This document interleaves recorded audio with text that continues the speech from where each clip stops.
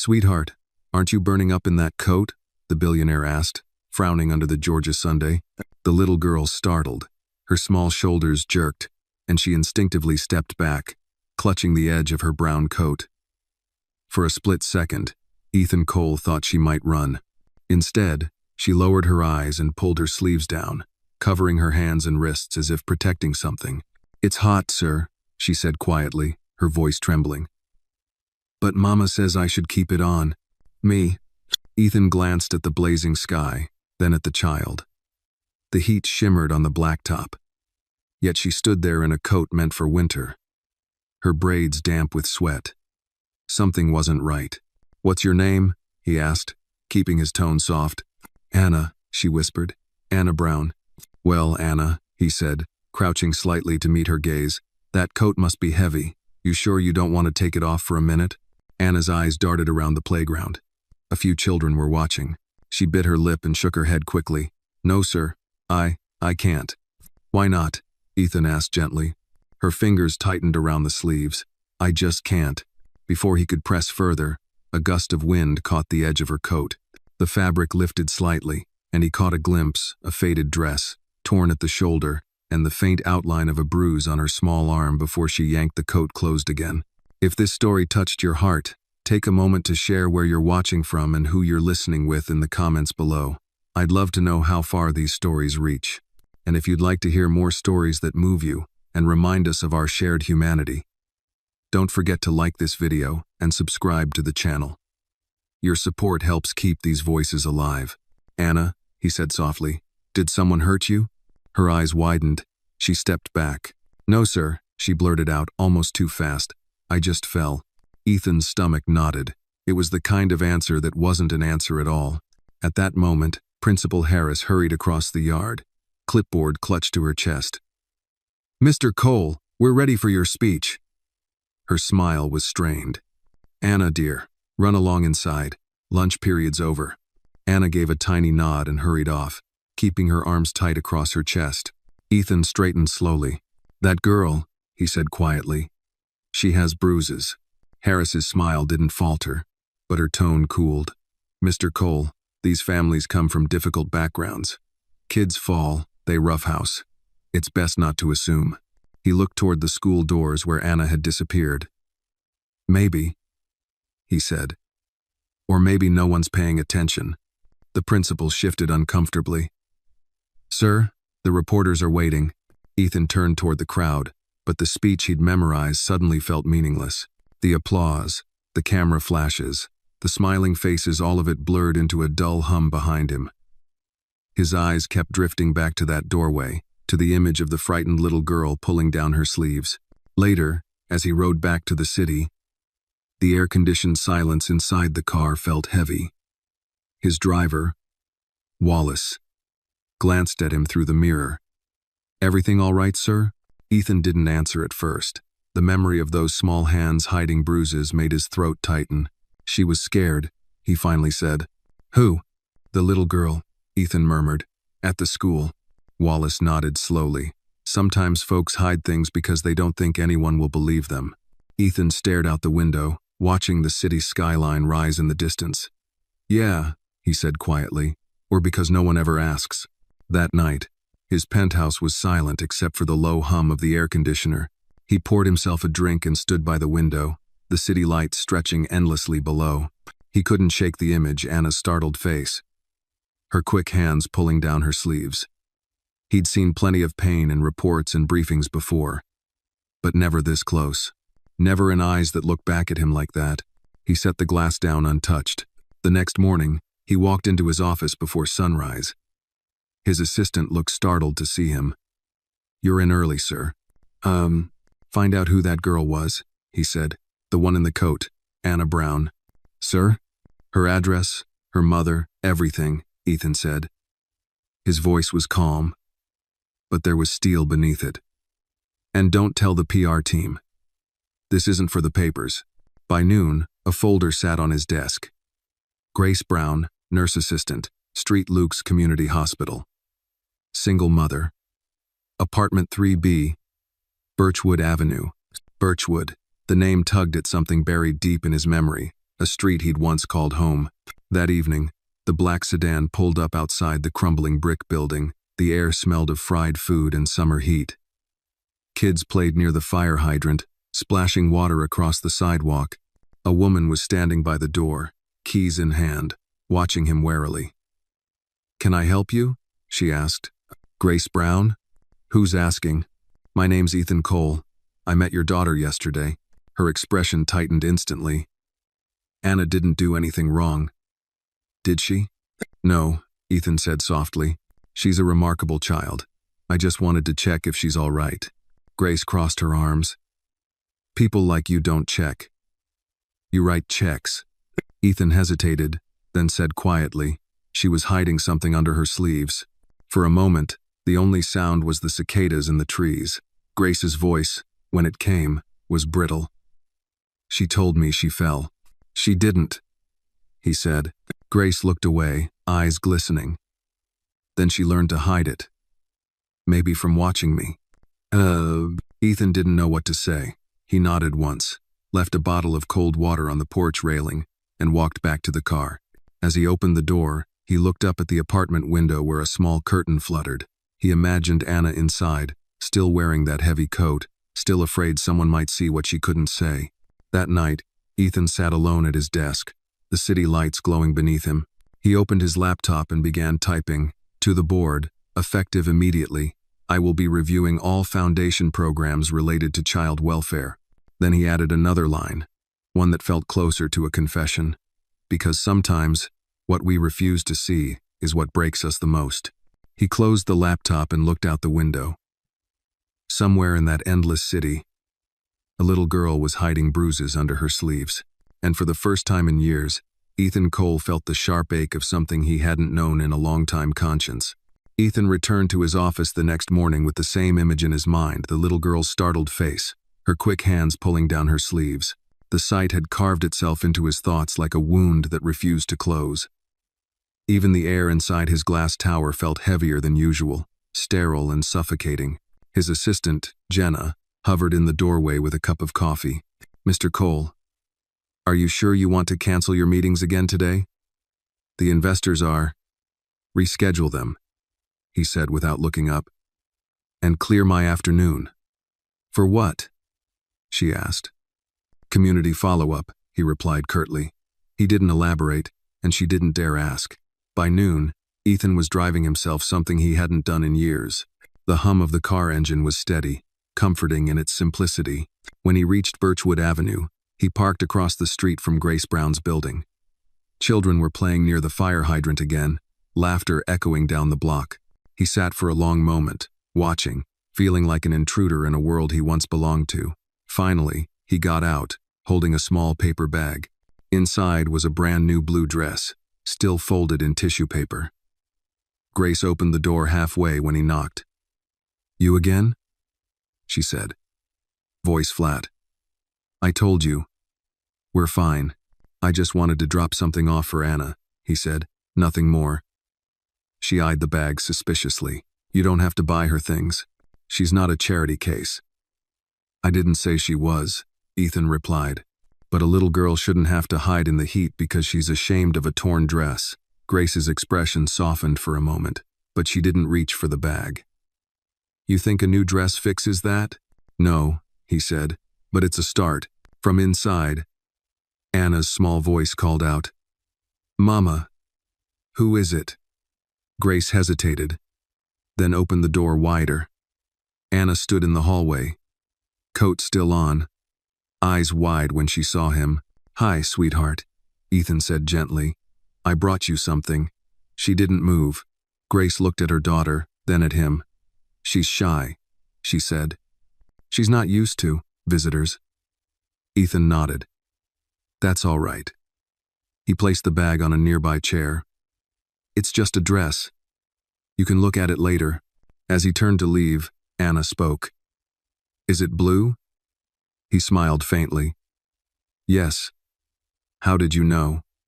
"Because blue feels safe," she said quietly. Ethan froze, then looked back at her. "That's a good reason." He glanced at Grace. "If you need anything, I'm staying at the Fairmont downtown, room 1802. We won't, Grace said quickly. But her tone held less hostility now. More fatigue than anger. Good day, Mr. Cole. That evening, back at the hotel, Ethan sat by the window, staring at the dress receipt lying on the desk. He remembered his mother stitching his shirts by hand when he was Anna's age, hiding the patches with a smile. She used to say, "Don't let people see you broken. They won't know what to do with it." He understood that now in ways he wished he didn't. The following afternoon, he returned to the school without warning. Principal Harris looked startled when he walked into her office. "Mr. Cole, this is unexpected. I wanted to check on a student," he said, "Anna Brown." The principal shifted in her chair. "Mr. Cole, I appreciate your concern, but you're not a parent or guardian." "I'm a donor," he said sharply, "and that means I care about where the money's going." She pursed her lips, trying to hold her authority. "Anna's attendance is fine. She's a quiet child. Some adjustment issues, perhaps, but we're handling it." "Handling it how?" "Our counselor's scheduled to meet with her next week." Ethan's voice softened. "She's been hurt, hasn't she?" The principal hesitated. "There were reports of teasing. Kids can be cruel, Mr. Cole. It's not uncommon. Teasing doesn't leave bruises." The room went silent. Harris finally sighed. "Look, between us, her teacher mentioned some older students picking on her. It's hard to prove. Her mother's proud doesn't want attention." Ethan stood. Then maybe someone else should give it to her. As he left the office, he spotted Anna through the window in the hallway. She was sitting on a bench, reading, the sleeves of her coat covering her hands even indoors. He walked closer, quietly. "Hey," he said softly.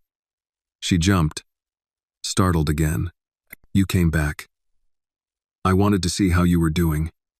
She hesitated, eyes darting toward her classroom door. "I'm fine. You still wearing the coat?" "It helps," she said. "It makes me feel invisible." "Sometimes invisible isn't safe," Ethan said. "Sometimes it just makes the world forget you're there." Anna looked up at him, searching his face. "Did you ever hide, Mr. Cole?" He smiled sadly. "All the time." She seemed to think about that, then asked, "Did it work?" "No," he said quietly. "Not for long." The bell rang. Children poured into the hallway. Ethan stepped aside as Anna hurried off, her coat brushing against his hand.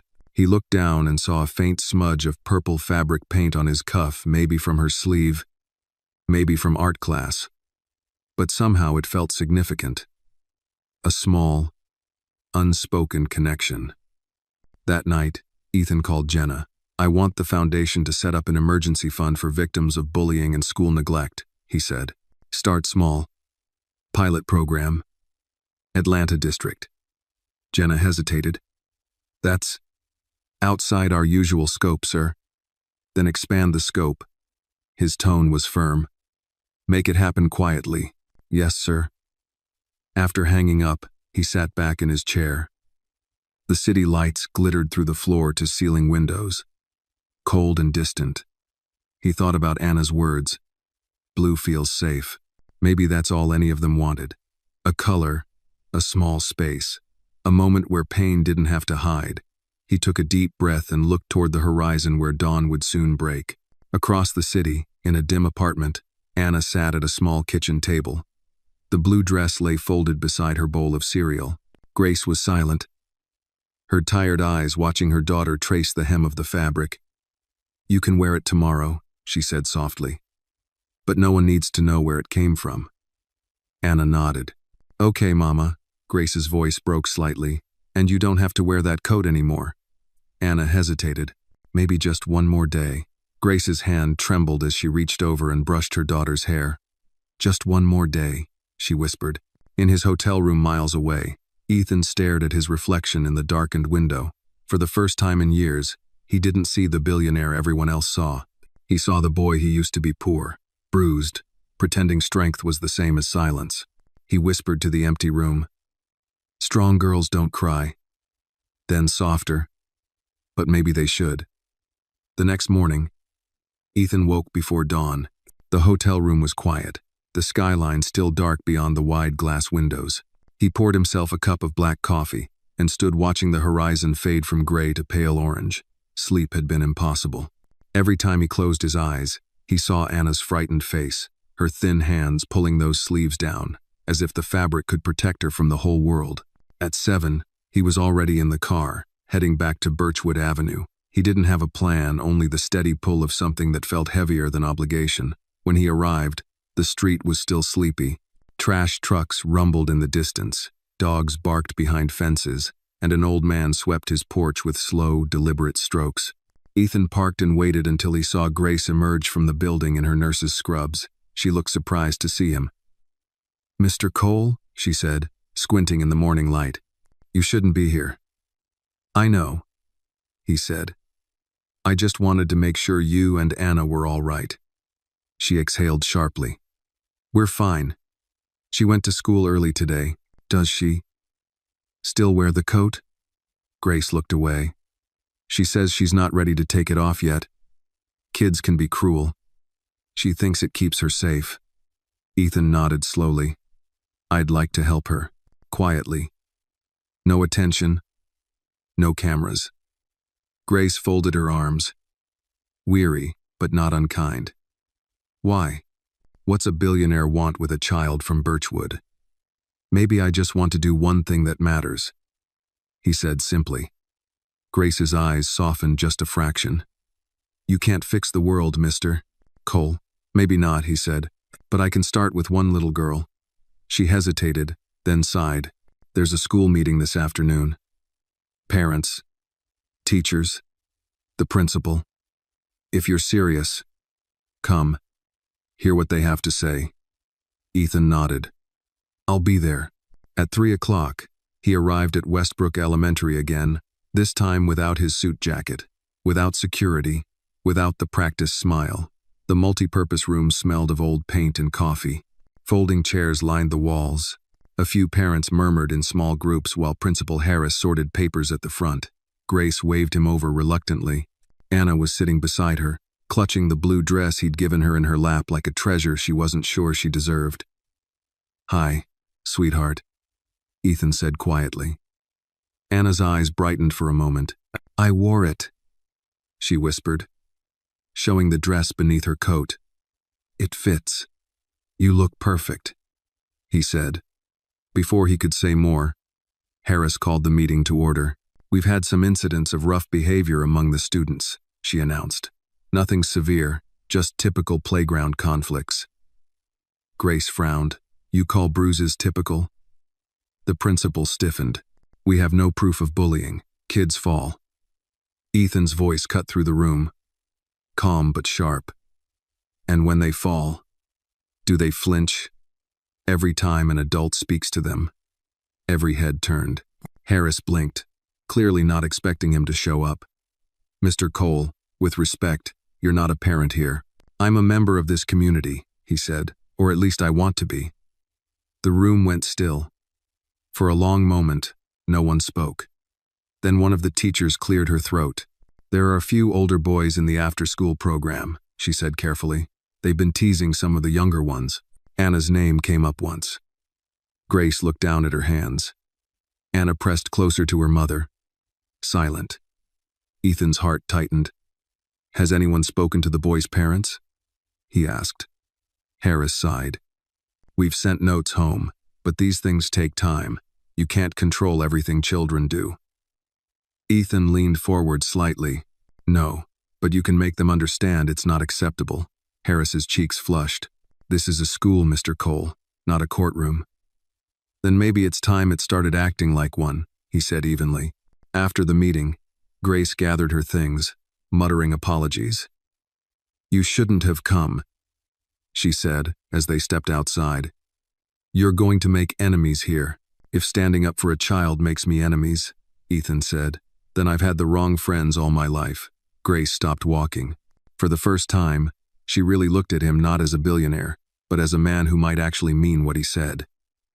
"You talk like someone who's been there," she said quietly. He smiled faintly. I have. The sun was beginning to set as they walked to the parking lot. Anna skipped ahead, holding her mother's hand, the blue dress fluttering just below the coat. She turned back and waved at him. Bye, Mr. Cole, she called out. See you tomorrow? Tomorrow, he said, surprised by how easily the promise came. That night, he sat alone again, but the silence felt different. The city outside wasn't just noise now, it was a reminder of the world still breathing beyond his glass walls. He opened his laptop and pulled up the file Jenna had sent earlier about the Foundation's new pilot program, School Safety Initiative, the subject line read.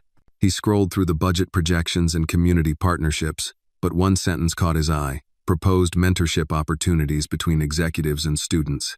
He stared at it for a long time, then typed a new note beneath. Include Westbrook Elementary. Begin with Anna Brown. He closed the laptop and rubbed his eyes. For the first time in years, he felt something unfamiliar, a sense of purpose that wasn't about numbers or returns. It was quieter than ambition, steadier than guilt. It was resolve. Across the city, Grace was tucking Anna into bed. The blue dress hung neatly on a chair beside her. You did good today, Grace said softly. You were brave. I wasn't brave, Anna whispered. I was scared. Grace kissed her forehead. Sometimes, that's the same thing. Anna's eyes fluttered shut, her voice drowsy. Mr. Cole said he'll come back tomorrow. Grace smiled faintly in the dark. We'll see, baby. But even as she turned off the light, she knew he would. Outside, the night settled warm and quiet over Atlanta. For the first time in a long time, Ethan Cole didn't dread the morning. Somewhere between guilt and hope, he had found the faint beginning of something like redemption. The next day began with thunder rolling over the city. By noon, the air hung heavy and gray, a storm waiting to break. Ethan sat in the back of his car, watching raindrops chase one another down the glass as they approached Westbrook Elementary. He hadn't meant to come again so soon, but promises carried weight for him now, especially ones made to children, who'd learned too early how fragile trust could be. When he stepped out of the car, the smell of wet asphalt and cut grass filled the air. Students were rushing to buses, laughing and shouting as the first drops began to fall. In the middle of the crowd, he spotted Anna by the fence, coat still buttoned tight even in the humidity. She was alone, her backpack slung crookedly over one shoulder. Hey there, Anna, he called gently. She turned, startled at first, then smiled shyly. You came back. I said I would, Ethan replied. Need a ride home? It's about to pour. Anna hesitated. Mama doesn't like me talking to strangers. Then it's a good thing we're not strangers anymore, he said with a soft grin. Tell you what, I'll walk you instead. We'll call it even. She studied him for a moment, then nodded. Okay, but you have to walk fast. Mama says the rain in Georgia isn't polite. He laughed, surprised by her phrasing. She sounds like a smart woman. As they started down the sidewalk, thunder cracked overhead, and Anna jumped. Ethan instinctively reached out, steadying her shoulder. She flinched just for a heartbeat, then relaxed when she realized it was only his hand. That tiny movement hit him harder than the thunder itself. He let go immediately. You okay? He asked. Yeah, she said quickly, eyes down. I just don't like loud noises. The rain came harder now, soaking them both. Ethan slipped off his jacket and held it over her head. They hurried the last block in silence, shoes splashing through puddles, until they reached Birchwood Avenue. Grace was standing under the awning, worry etched on her face. When she saw them, she froze. Mr. Cole, she said, startled. What, how? We got caught in the rain, Ethan said. I didn't want her walking alone. Grace's eyes darted to her daughter. Anna, go inside, honey, change your clothes. The girl nodded and disappeared upstairs. Grace turned back to him, arms crossed. You can't just show up like this. I know, Ethan admitted. But she looked scared when the storm started. You thought you could save her? Grace snapped. Because you have money? Because you feel bad? Her voice trembled, and Ethan could hear the exhaustion beneath the anger. He took a slow breath. No, I thought I could help her feel safe for once. Grace blinked, rain glistening on her lashes. Safe, she repeated, softer now. Do you even know what that means here, Mr. Cole? Maybe not, he said. But I'd like to learn.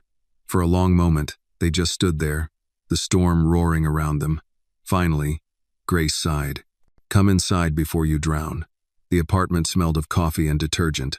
The living room was small but spotless, with a second-hand couch and a shelf of children's books neatly arranged by color.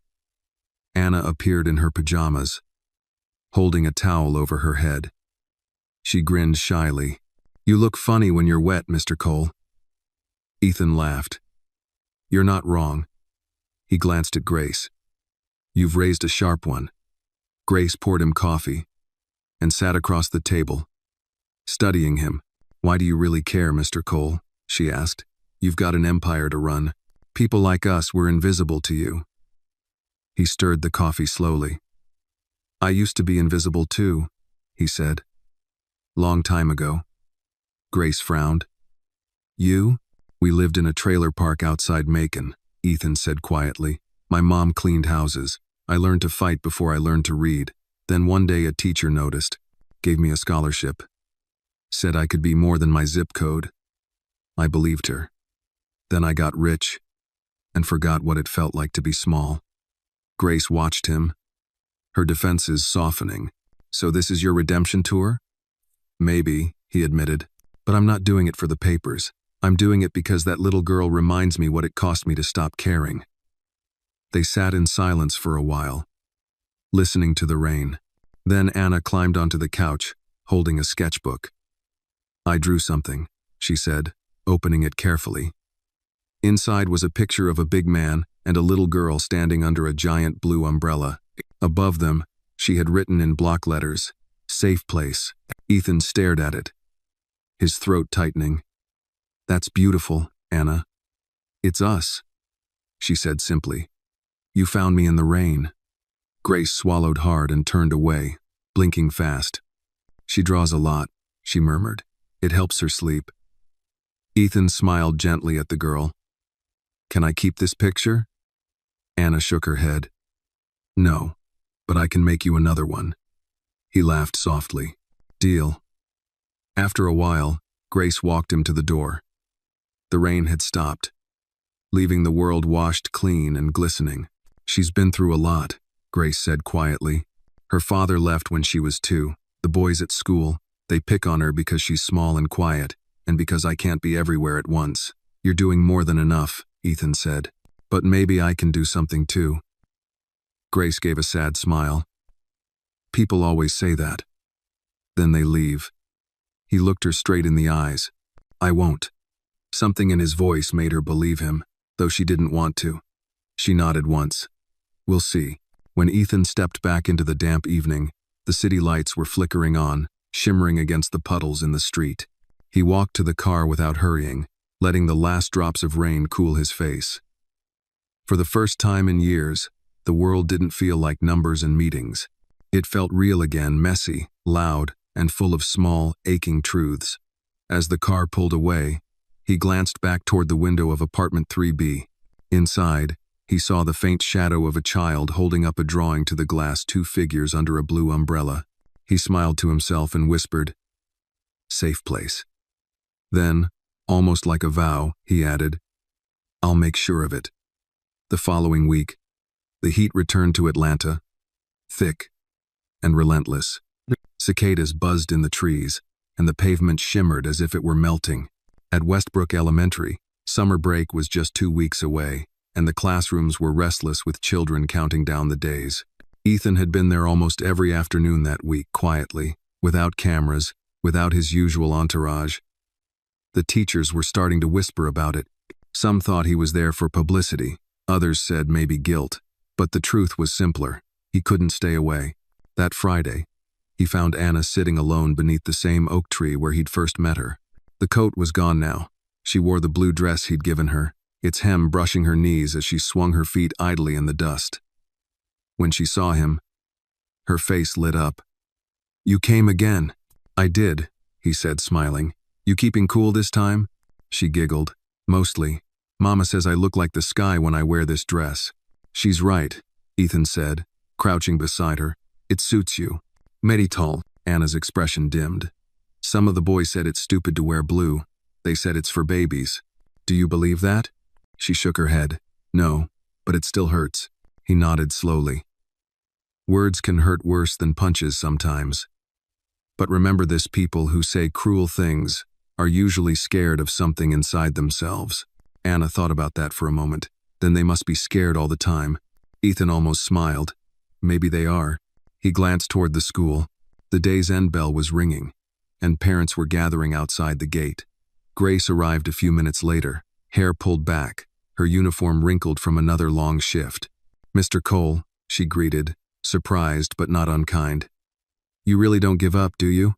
I've been called worse, he said with a half smile. I wanted to ask how's she been. Grace sighed.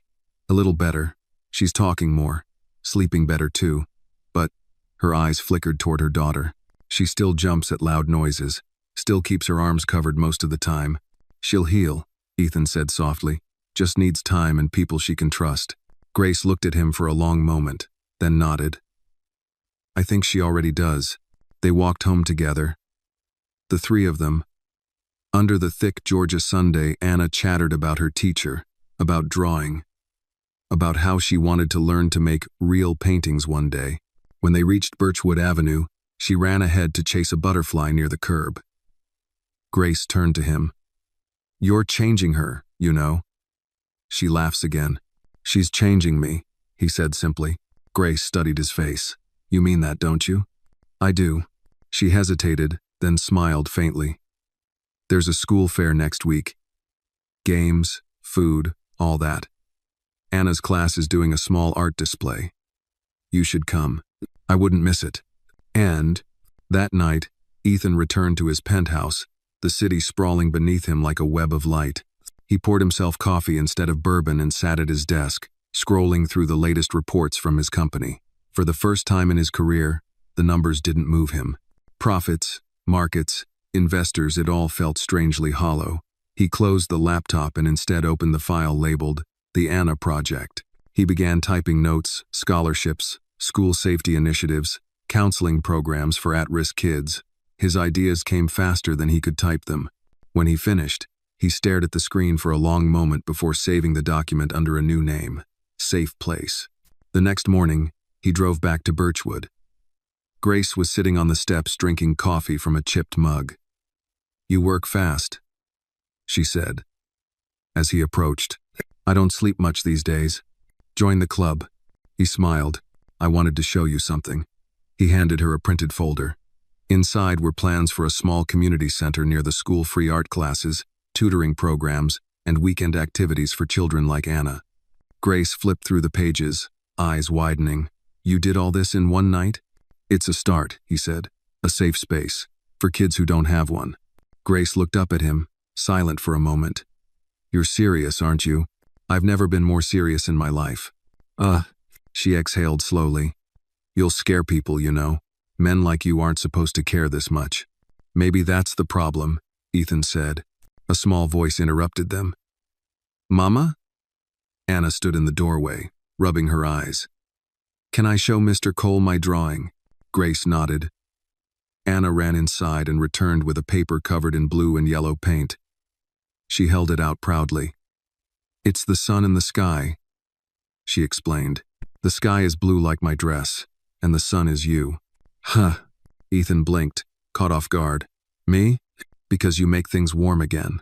Grace looked down, her throat tightening. Ethan knelt and took the painting with careful hands. That's the nicest thing anyone's ever said to me, Anna.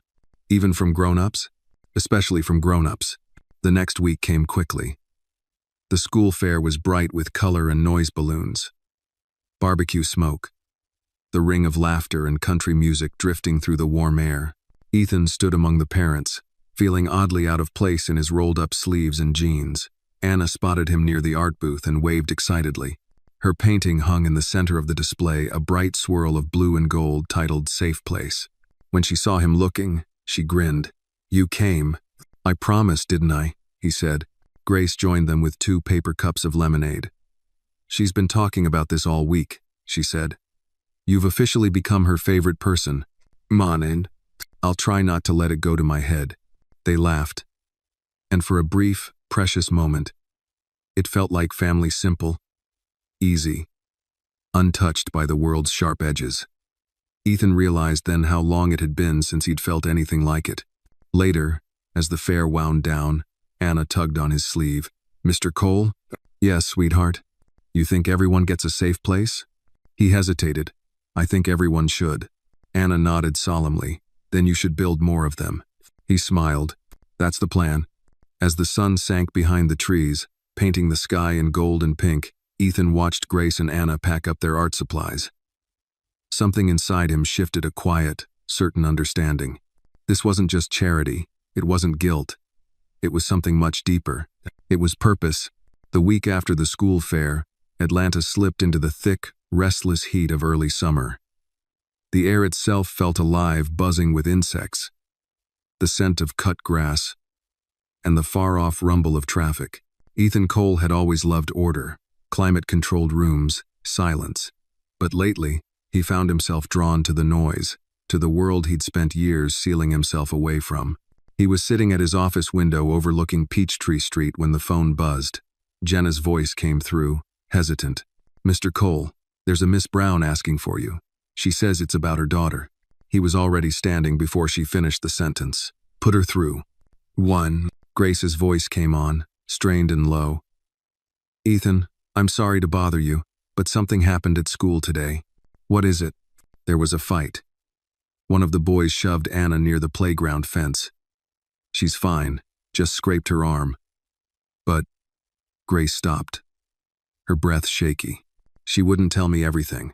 Said she didn't want to get anyone in trouble. Ethan's chest tightened. I'll meet you there. My Tem. When he arrived, storm clouds were gathering again, dark and swollen above the old brick school. Grace was already waiting in the office with Anna on her lap, a bandage around the little girl's elbow. Her eyes were red, not from crying but from holding it back too long. Ethan crouched beside them. Hey, sweetheart, you okay? Anna nodded, trying to smile. I'm fine. It's just a scrape. He noticed how she held her right arm close to her side, protective. What happened? I fell, she murmured. Grace's lips tightened. Anna, she said softly. Please. Anna looked between them, torn.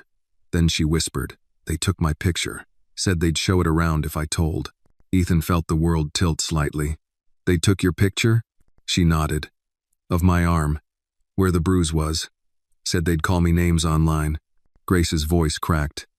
They're just kids, but they act like monsters.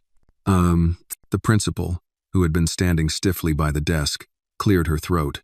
Mr. Cole, Miss Brown, we're investigating, but social media makes these things complicated. We have to handle it delicately. Ethan stood slowly. Delicately? His voice was calm, but it carried a weight that made the woman flinch. A 6-year-old girl is being humiliated, and you want delicacy? Sir, we're following procedure. Then change the procedure, he said quietly. Because if your rules protect bullies more than children, your rules are broken. The room fell silent. The principal fidgeted with her pen. Grace touched Ethan's arm lightly, a silent plea to ease off. He glanced down at Anna. Her eyes were wide, not from fear, but from something else, hope. Someone was standing up for her. Outside, the first drops of rain hit the windows. Grace gathered their things and took Anna home. Ethan followed in his car, his thoughts storming faster than the rain.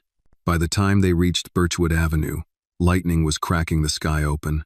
Inside the small apartment, Grace sat Anna on the couch and handed her a mug of warm milk. Go watch your cartoons, baby, she said gently.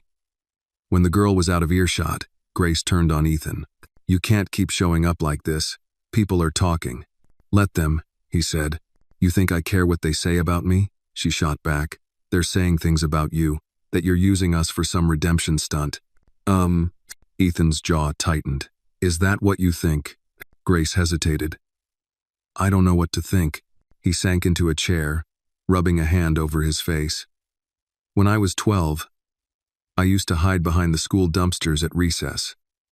The older boys would find me, throw rocks, laugh. I didn't tell anyone because I thought maybe I deserved it. Maybe I was just too poor to belong. Grace's expression softened. Ethan, I know what that silence feels like, he said quietly. The kind that eats at you until you stop believing anyone will listen. For a moment, the only sound was the rain drumming against the window. Grace leaned back, weary. You're not what I expected, she admitted. I get that a lot, he said with a faint smile.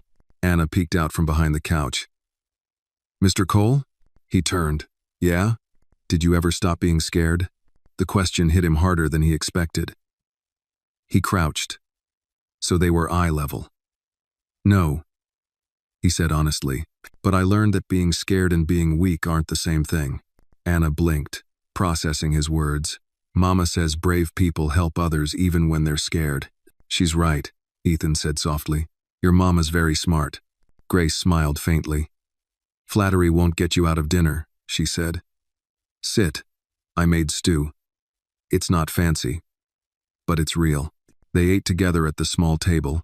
The stew was simple beans, potatoes, bits of ham, but it tasted like something he hadn't known he'd missed. Home.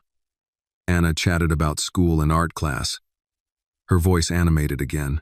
Grace listened quietly, occasionally meeting Ethan's gaze, something unspoken passing between them, a shared ache, a shared understanding. When dinner was done, Anna climbed into her mother's lap, sleepy. Grace brushed a hand through her hair. Go on, sweetheart. Say good night. Good night, Mr. Cole, Anna murmured. Thank you for being brave today. Ethan smiled, his throat tight. Good night, Anna. Sweet dreams. After she was tucked into bed, Grace lingered by the door.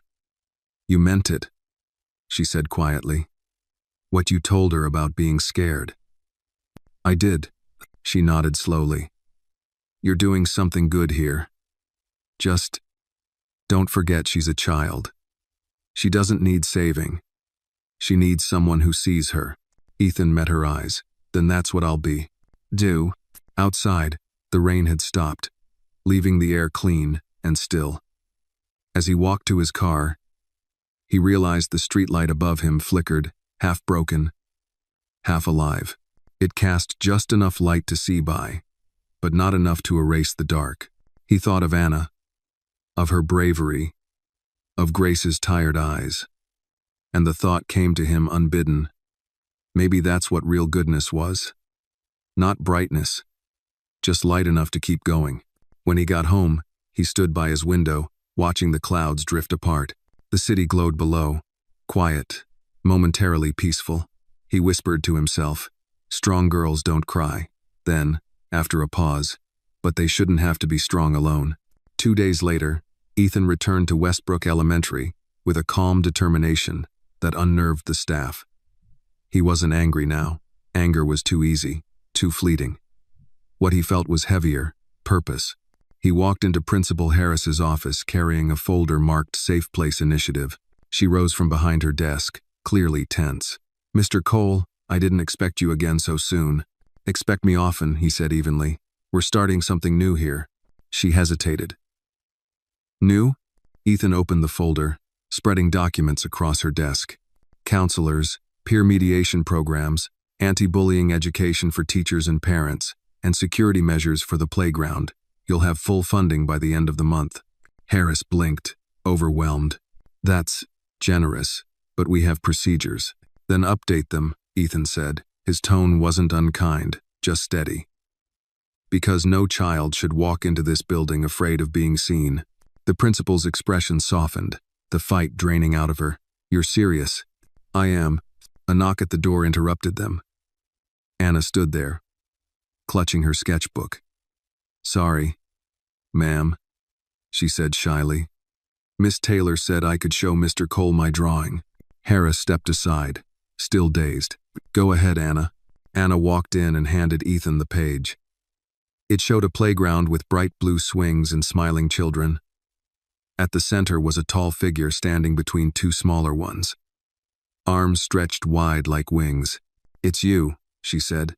You're making sure nobody gets hurt. Ethan's throat tightened. That's quite a job you've given me, sweetheart. You can do it, she said confidently. Mama says people who see bad things have to fix them. Men. He glanced at Harris, who looked away, embarrassed. "Your mama's a wise woman," he said softly. That afternoon, after leaving the school, Ethan drove straight to Street Luke's community hospital. Grace's shift was ending, and she looked exhausted when she saw him waiting by the exit.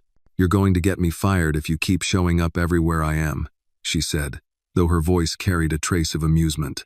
"Then I'll donate a new wing," he replied. She smiled despite herself. "What's next, Mr. Cole? You've already taken over the school." He handed her a manila envelope. Partnership proposal. The hospital joins the Safe Place program. Free checkups for underprivileged kids. Mental health screenings, too. Grace's smile faded. "You're building something bigger than I thought." "I'm building what should have existed already," Ethan said. She opened the envelope and skimmed the pages, her brow furrowing. "You're going to need help. Real help. This is a lot for one man." "I was hoping you'd say that," he said. "Me?" She laughed, shaking her head. "I'm a nurse's assistant, not a director. You're someone who understands what it means to fight for people no one listens to. That's better than a title." Grace hesitated. "You think I can really make a difference?" He smiled. "You already did." They drove back to Birchwood together, the windows down, the late afternoon wind warm and heavy with the smell of summer rain. Grace sat quietly for a long time, the proposal folder in her lap. "You know," she said finally, "people don't change overnight." "I didn't," he admitted. "But I woke up one morning and realized I didn't like who I'd become, so I started walking the other way." She looked at him. "And how far do you think you can walk before the world drags you back?" "As far as I have to," he said.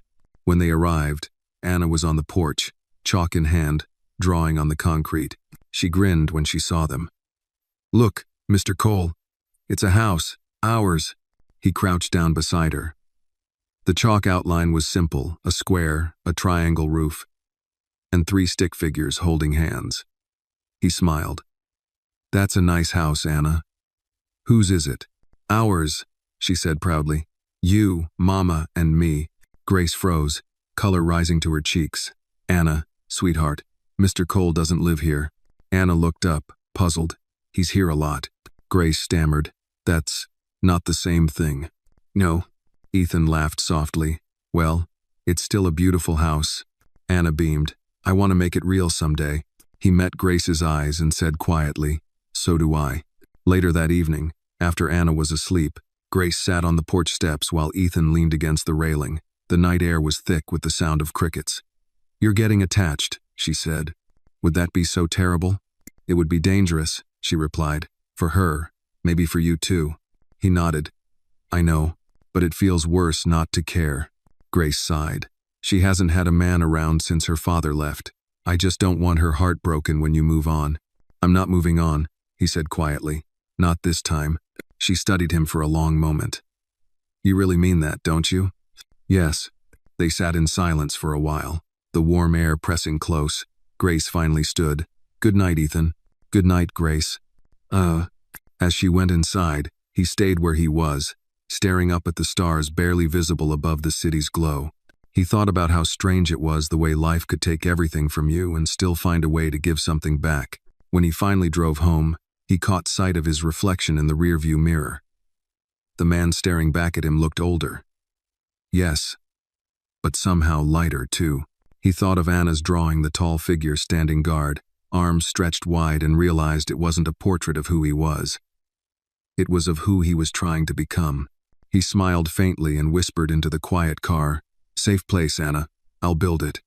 The following Monday, the air buzzed with heat and tension. News had begun to spread about the Safe Place initiative, and Ethan's quiet work was no longer quiet. Local reporters were sniffing around Westbrook Elementary, and Grace's phone had started ringing with questions she didn't want to answer. She met Ethan outside the hospital after her shift, still in scrubs, dark circles under her eyes. "You've started a fire," she said flatly. Ethan frowned.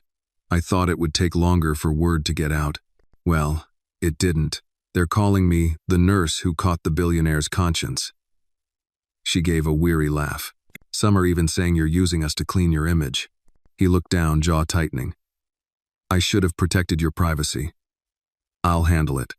Grace crossed her arms. How, Ethan? You can't control gossip. No, he said quietly, but I can make the truth louder. She studied him for a moment. And what's the truth? He met her eyes. That a little girl named Anna taught me more about courage than a lifetime of money ever could. Grace's expression softened, but she shook her head. You don't owe us your redemption. Maybe not, he said. But I owe her hope. That evening, he called a press conference, not the glamorous kind held in hotels, but in the school gym at Westbrook Elementary. The old lights buzzed, the floors squeaked, and the bleachers creaked under the weight of reporters and teachers. Grace stood in the back with Anna, nervous, while Ethan stepped up to the small podium. He didn't read from notes. A few weeks ago, he began, I stopped outside this school and saw a child wearing a heavy coat in 90-degree heat. I thought she was strange, but I was the one blind. The room fell silent. Cameras clicked, but he didn't flinch. That child reminded me that too many people in this city carry invisible coats. Things they hide because they don't believe anyone will care enough to look. That's why I started the Safe Place initiative, not as charity, as responsibility. No, a reporter raised a hand. Mr. Cole, is it true you've taken a personal interest in one student? Ethan's gaze moved to where Anna sat beside her mother. Yes, he said simply. Her name is Anna Brown. She's brave, curious, and she reminds me of everything good I used to forget. Gasps rippled through the crowd. Grace froze, eyes wide. Anna smiled shyly, unaware of the weight of his words. After the conference ended, Grace caught him by the arm outside the gym. You said her name? She hissed. Ethan, what were you thinking? I wasn't going to hide her, he said. Not like the world already does. She's 6, Grace snapped. She doesn't need to be the face of anything. He sighed. You're right. I'll fix it. I'll make sure the attention stays on the program. Grace stepped back, shaking her head. You mean well, but you don't understand what it's like to live under a microscope. You can walk away from this. We can't. Her voice cracked, and she turned away. Ethan watched her go, the words heavy in his chest. She was right. He could step back whenever he wanted, but he didn't want to. Not anymore. That night, the story hit every local station. Billionaire Ethan Cole launches school safety program after meeting struggling family. They used photos from the event. Grace, caught mid-expression, Anna peeking shyly from behind her. Ethan turned off the television before the segment ended. The glow from the screen lingered against the windows, reflecting his own troubled face. The next morning, protesters gathered outside his office, some praising him, others accusing him of using poverty for publicity. Inside, his board demanded explanations. Ethan, one of them said, you're risking the company's reputation. Investors are nervous. Ethan leaned back, exhausted. If our reputation depends on ignoring pain, maybe it's not worth protecting.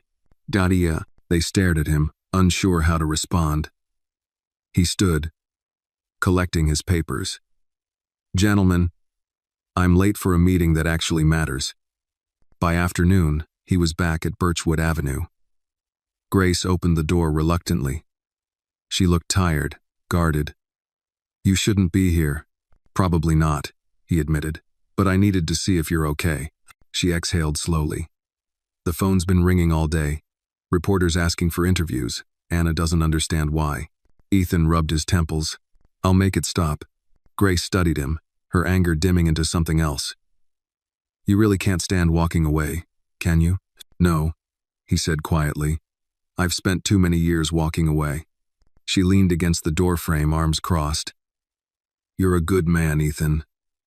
But good men still make messes. I know, he said, but I clean them up too. A small voice interrupted them. Mr. Cole? Anna stood behind her mother, holding a drawing. I made you something. Grace sighed. Anna, honey, now's not the time.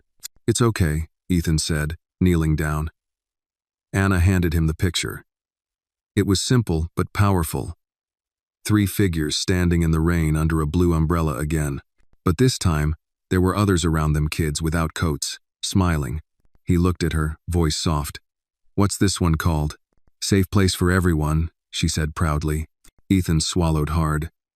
That's beautiful, Anna. Grace's eyes glistened. She worked on that all day. Nah. Ethan folded the picture carefully.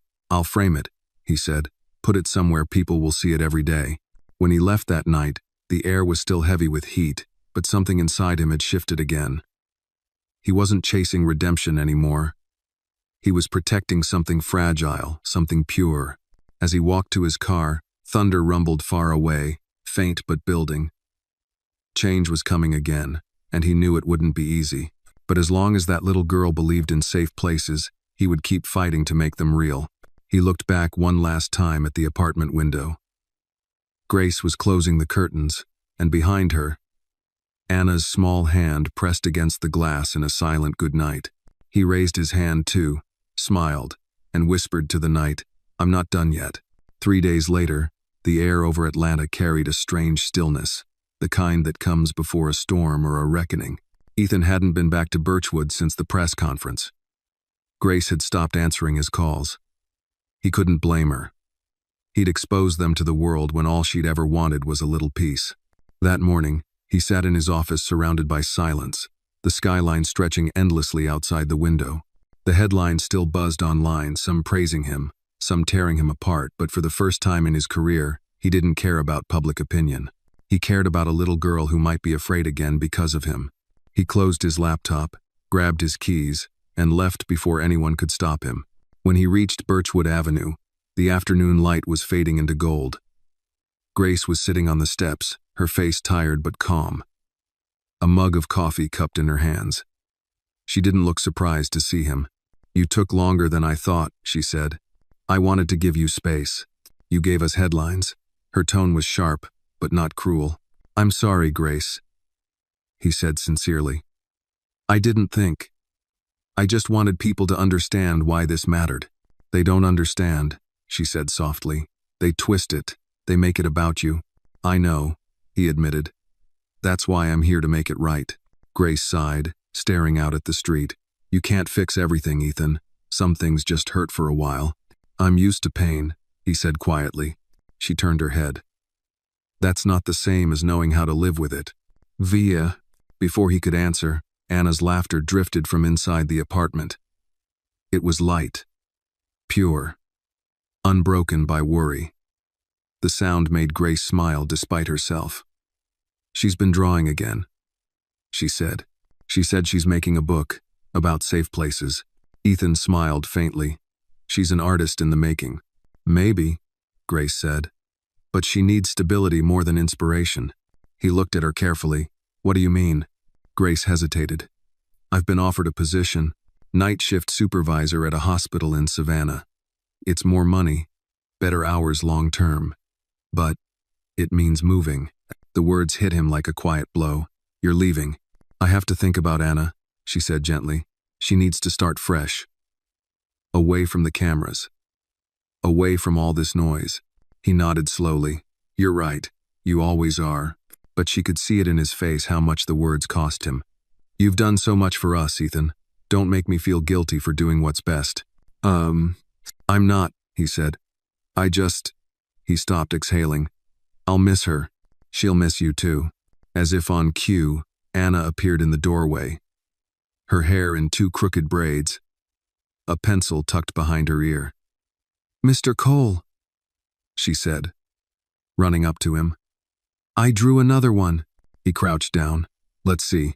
She handed him a small sketch, 3 figures standing on a hill beneath a rising Sunday. That's us, she explained. You said safe places should be everywhere, so I made one that touches the sky. He smiled, but his eyes stung.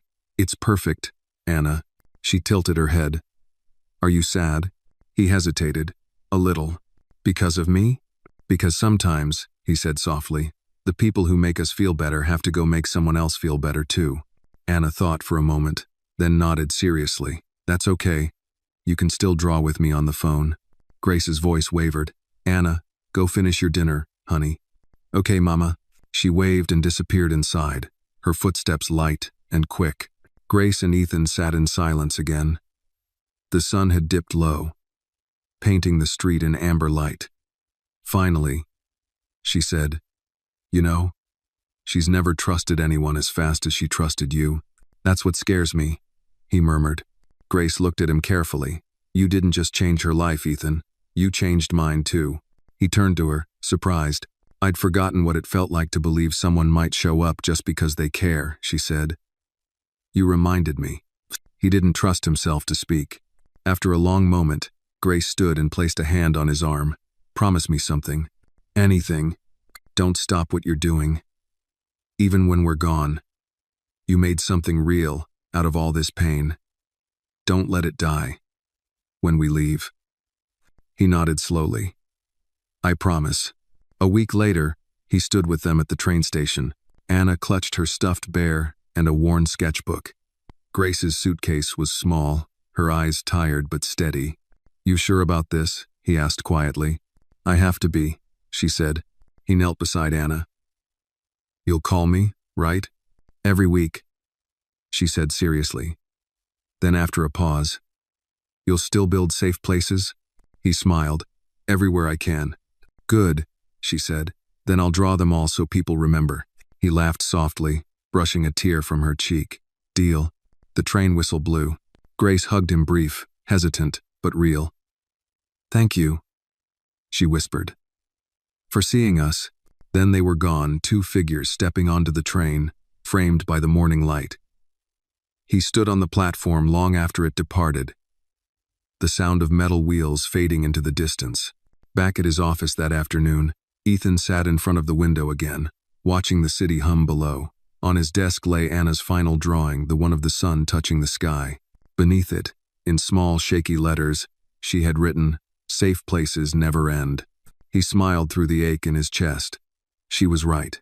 They didn't end. They just began again somewhere else. He turned on his computer and opened a new document. Safe Place Foundation. National Expansion Proposal.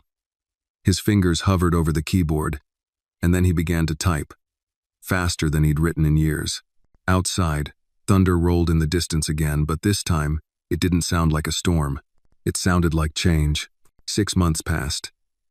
Autumn arrived in Atlanta, turning the air crisp and the trees into towers of amber and rust. The city moved on, as cities always do. But something in Ethan Cole had changed permanently. His office, once sleek and silent, now buzzed with quiet purpose staff discussing school partnerships, volunteers organizing donations, children's artwork framed on the walls. The Safe Place Foundation had grown beyond even his early plans.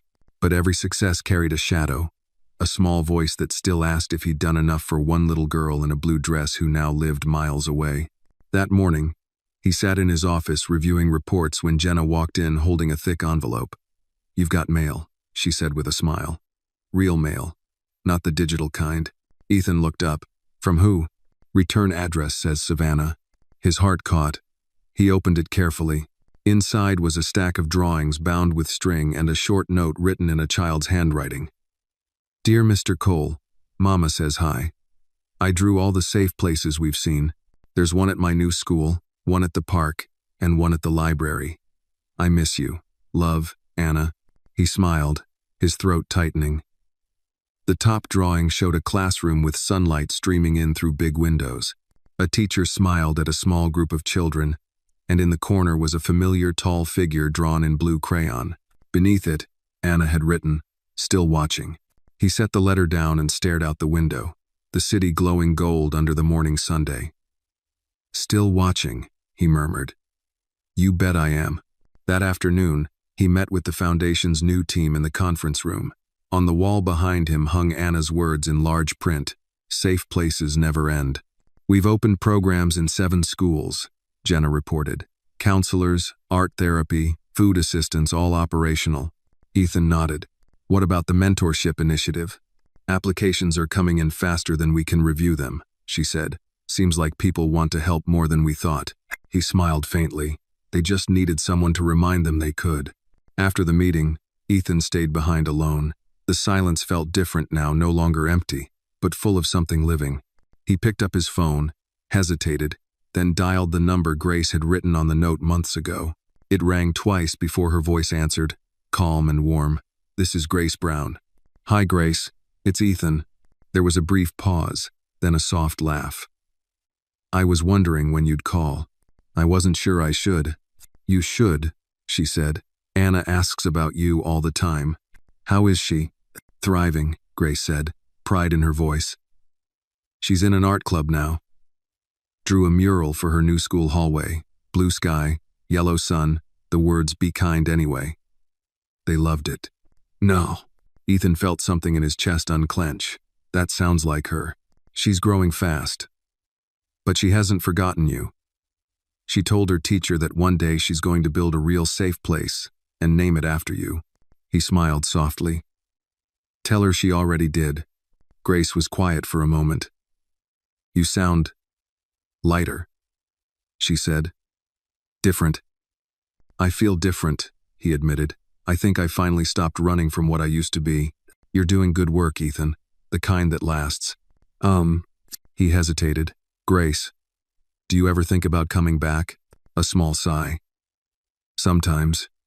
But Savannah's home now. It's quiet. No reporters. No noise. Just life. That's what we needed. He nodded, though she couldn't see it. You found your safe place. We did, she said softly. And you made it possible. They said goodbye not as two people bound by circumstance, but as two souls who had walked through the same fire and come out changed. After hanging up, Ethan walked out to the terrace overlooking the city. The evening air was cool, the sky streaked with violet. He thought of the people moving below, parents, children, strangers carrying invisible coats of their own, and felt the same quiet ache that had started this all. He pulled his phone from his pocket and sent a message to Jenna. Let's expand Safe Place nationwide. Start with Savannah. A few days later, he flew down to see the program's first branch in person. The school was modest, tucked between two old oak trees, the paint chipped but bright. Inside, children's drawings lined the hallways, colorful, hopeful. One in particular stopped him cold. It was a picture of a man and a girl under the same blue umbrella, only now the umbrella stretched wide enough to cover a crowd of smiling faces. At the bottom, in careful handwriting, were the words, "We are all safe here." A quiet laugh escaped him. He turned to the principal beside him. Who drew this? Anna Brown, the woman said. She's quite talented. Ethan swallowed hard, eyes glistening. Yes, he said softly. She always was. That night, after the event ended, he stood outside the small community center as the sun dipped below the marsh. The sound of cicadas rose like a soft hum. Grace and Anna were there too. She'd brought her daughter to see the new mural. Anna ran up, beaming. Mr. Cole! You came! I told you I would, he said, kneeling to hug her. She smelled like crayons and summer air. Grace smiled, standing a few feet away. She's been counting the days. I've been counting too, he admitted. Anna handed him a small card she'd made herself. Inside was a single sentence written in wobbly letters. Thank you for making the world less scary. Ethan blinked back tears. You did that, Anna. No, she said with a grin. We did. The sky behind them deepened into indigo. Streetlights flickered on, glowing like distant stars. For a long moment, none of them spoke. The breeze carried the smell of salt and rain, soft and steady, the promise of another storm, another beginning. Ethan looked at the two of them, mother and daughter, whole and unbroken, and felt something close to peace. Not the hollow kind that comes from money or power, but the quiet kind born from doing one small, right thing in a world that often forgets what right means. As they turned to leave, Anna tugged at his sleeve. Mr. Cole? Yes, sweetheart? Are you happy now? He looked out at the water, at the fading light brushing against the horizon, and smiled. I think I finally am. Winter arrived quietly that year, softening the edges of Atlanta with a rare hush. Frost gathered on the windows of Ethan's penthouse. The city below wrapped in a thin, silver mist. 6 months had passed since he'd last seen Grace and Anna in Savannah, and though their absence had settled into his days like a shadow, it was a gentle one. They had found peace. And somehow, knowing that made his own heart steadier. The Safe Place Foundation was no longer a local experiment. It had become a movement. Schools from Ohio to Oregon had reached out, eager to replicate the model. The staff had tripled, volunteers poured in, and Ethan, once the invisible CEO in a corner office, was now the face of something that actually mattered. But even in the success, There were moments of silence, moments when he'd catch a glimpse of a blue sky in a child's painting or a little girl tugging her sleeve down and feel that same ache again. That morning, as he reviewed the new proposal for a West Coast branch, Jenna stepped into his office holding an envelope. "It's from Savannah again," she said with a small smile. He took it quickly, already recognizing the crooked handwriting. Inside was a letter from Anna written in blue ink. "Dear Mr. Cole, we made a safe place tree at school. Everyone wrote something that makes them feel safe. I wrote your name. Love, Anna." Ethan read it twice, then tucked it carefully into his pocket like a prayer. Later that afternoon, he left the office early and walked through Piedmont Park. The air was sharp with winter, the grass brittle underfoot. He passed families sledding on small slopes, couples walking dogs, children chasing each other with the wild laughter only the cold could bring. Every sound, every breath, felt alive. He stopped by a bench near the pond and sat, watching the ducks glide across the water. A woman beside him was knitting a scarf, her hair white and wispy beneath a wool hat. "You look like a man trying to remember something," she said without looking up. Ethan chuckled. "Maybe I am. What did you forget?" He thought for a moment. "What it feels like to belong somewhere." She nodded. "You can't find belonging in buildings or money, son. It's in the people you show up for." Her words echoed in his chest like a quiet bell. "Yeah," he said softly. "That's what I learned too." The woman smiled faintly, still knitting. "Then keep showing up. The world needs more people who don't disappear." "No." That evening, back in his office, Ethan sat with the city lights glowing beneath him. He opened his email and began writing to Grace. "How's Savannah? How's Anna?" He hesitated, then added, "Would you ever come to Atlanta again? The foundation is hosting an anniversary event next month. You both belong there as much as I do." He sent it before he could change his mind. Weeks passed. The event approached.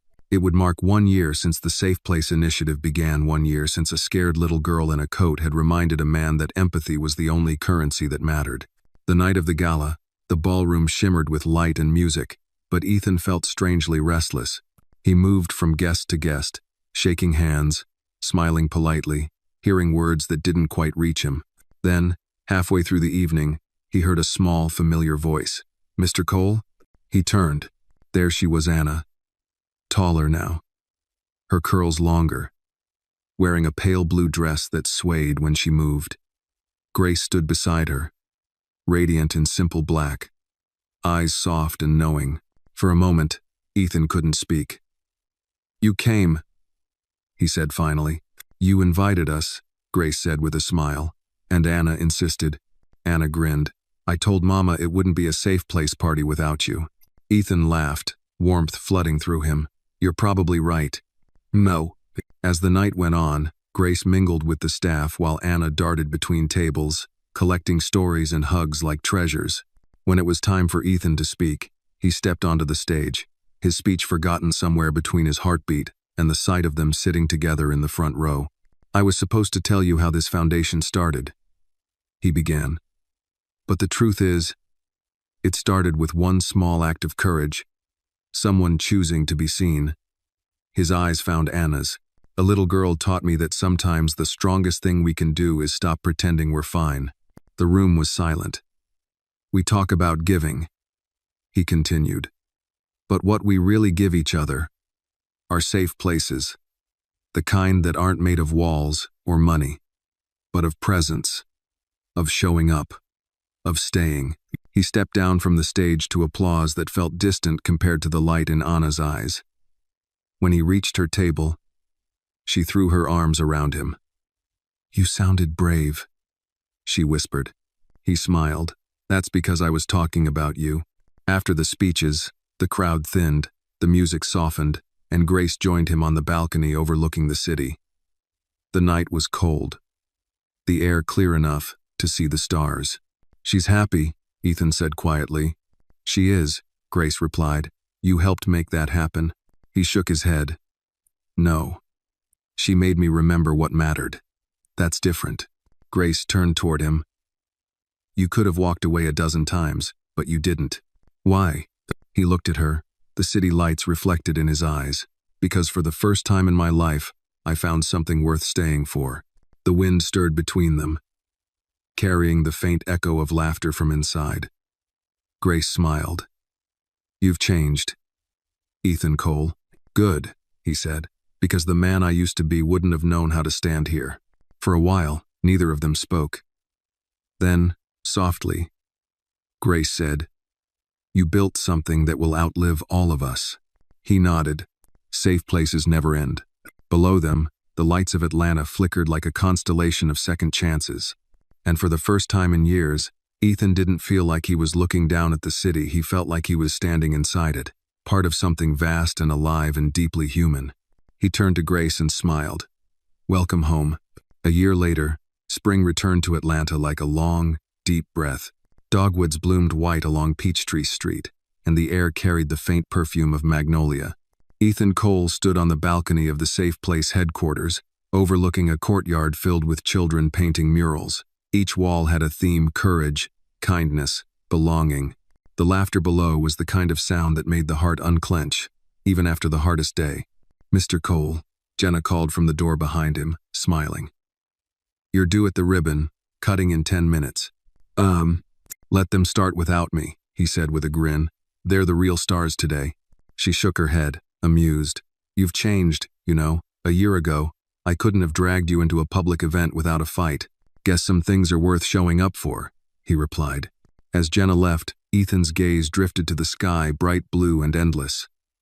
For a moment, he thought of Anna, of that first day in the blistering sun when she'd hidden behind her coat. That memory no longer ached the way it used to. Now it felt like a compass.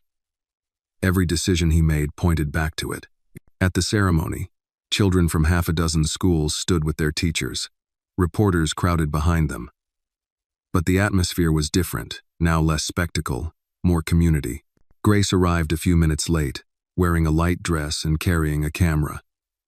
When she saw him, she smiled with that quiet, knowing look that still disarmed him. You're still terrible at standing still for pictures, she teased. Some habits are harder to break, he said. Anna was with her, taller now, her hair tied with a blue ribbon. She wore a badge that read Junior Mentor. Hey, Mr. Cole, she called, running over. Guess what? They let me help the little kids with their drawings. That's amazing, he said, crouching beside her. You remember when you used to be the little one hiding in the back? Anna grinned. Now I'm the one helping them not hide. Grace's voice softened. She's been waiting to tell you that. Ethan looked between them and felt a warmth he couldn't name. Then I guess I'm doing something right.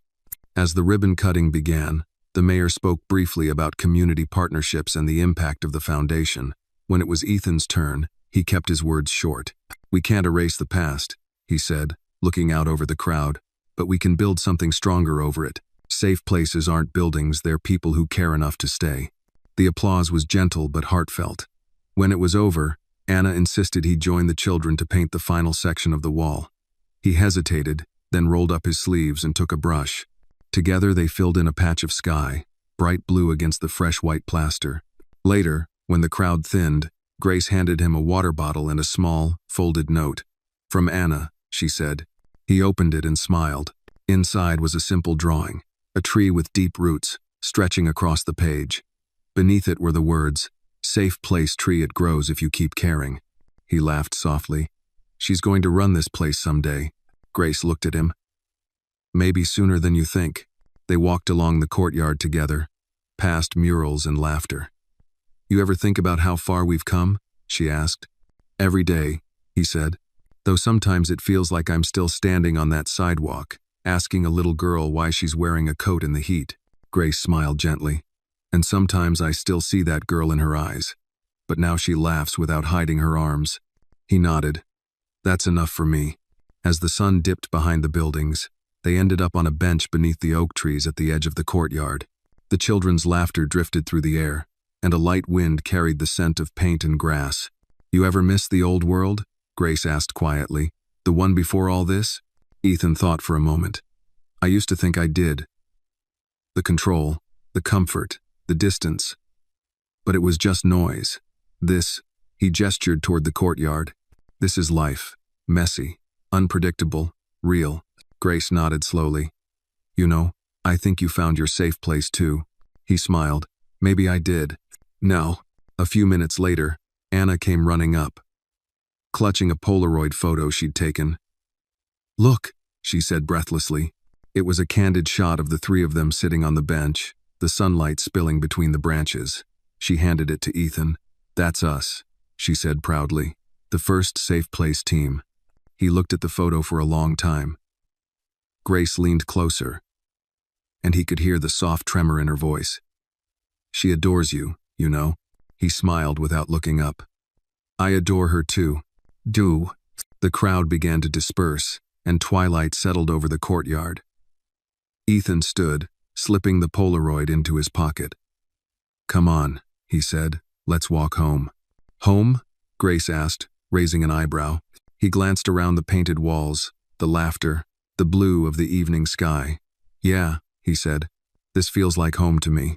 As they walked down the path, Anna took his hand in one of hers and her mother's in the other. The three of them moved slowly beneath the fading light, their shadows stretching long behind them. For a brief, fleeting moment, Ethan thought about how strange and beautiful it was the way pain could break something open just enough for light to get in. When they reached the gate, Anna squeezed his hand and looked up at him. Mr. Cole, she said softly. You know what Mama says? What's that? She says safe places are just people who decide to stay. He smiled, the words settling into him like truth. Then I guess I'm staying. And he did. The lights from the foundation glowed behind them as they walked down the quiet street, their laughter trailing softly into the evening, a sound not of endings, but of something finally, beautifully whole. Spring faded into early summer, and the Safe Place Foundation continued to bloom with it. What began as a handful of schools in Georgia had turned into a network across the country, community centers, youth programs, and counseling hubs built not from grand speeches but from small acts of human kindness. Ethan Cole had become a familiar name again, but not for the reasons it once was. Once known for his empire, now he was known for his empathy. It was a change he carried quietly, almost reverently. On a warm June morning, the courtyard at the Atlanta headquarters was alive with activity. Children were painting benches in bright colors, volunteers planted flowers, and parents mingled under the shade of wide umbrellas. Grace stood near the entrance, clipboard in hand, her hair tied back loosely. She'd joined the foundation officially 3 months earlier as the director of community outreach. Ethan approached, sleeves rolled up, paint smudged across one forearm. You're supposed to supervise, not work, she teased. Hard to watch everyone have fun without joining in, he said. Besides, this bench was looking at me funny. She laughed, shaking her head. You never could sit still. Not when I can help, he replied with a smile. Nearby, Anna knelt beside a group of younger kids, showing them how to blend colors on their brushes. She wore an oversized volunteer t-shirt and a wide grin. Make it bright, she called. Safe places are supposed to look like sunshine. Grace watched her daughter for a long moment, eyes soft. You know, she said quietly, there was a time she'd barely speak above a whisper. I remember, Ethan said. Now she's leading the charge. She learned that from you, Grace replied. He shook his head. No, she reminded me how to listen. The day unfolded in easy rhythm, music, laughter, stories shared over lemonade. When the sun began to set, painting the courtyard gold, Grace found Ethan sitting alone on one of the freshly painted benches, watching the children chase fireflies across the lawn. Big turnout today, she said, sitting beside him. Yeah, he said softly. It's strange, isn't it? How something so simple can change so many lives. Simple doesn't mean small, she replied. Sometimes the smallest things last the longest. He turned to her, his voice lower. You ever think about what might have happened if I hadn't stopped that day? If I just walked past her? Grace smiled faintly. Then she'd still be strong, but maybe not as seen. Ethan nodded slowly, his gaze following the fireflies. She changed everything for me. You both did. For a while, they sat in comfortable silence, the kind that only comes between people who've lived through storms together. Then Grace said, Anna's been talking about college. He blinked. College? She's barely 10. She's planning ahead, Grace said with a laugh. Art school, she says. Somewhere she can paint walls that make people feel safe. He smiled. I'd invest in that. I told her she doesn't need investors, just people who believe. Then she's already rich, he said. As twilight deepened, music began to fade, and parents started gathering their children. Grace stood and brushed paint dust off her jeans. Come on, you need dinner. I know you skipped lunch again. Ethan raised an eyebrow. And here I thought I was the one looking after everyone. Even heroes need to eat, she said lightly. I'm no hero, Grace. She looked at him, the fading light soft across her face. You are to her. That evening, they stopped by a small diner near Birchwood Avenue, the kind of place that smelled like coffee and nostalgia. The waitress, an older woman with kind eyes, greeted them warmly.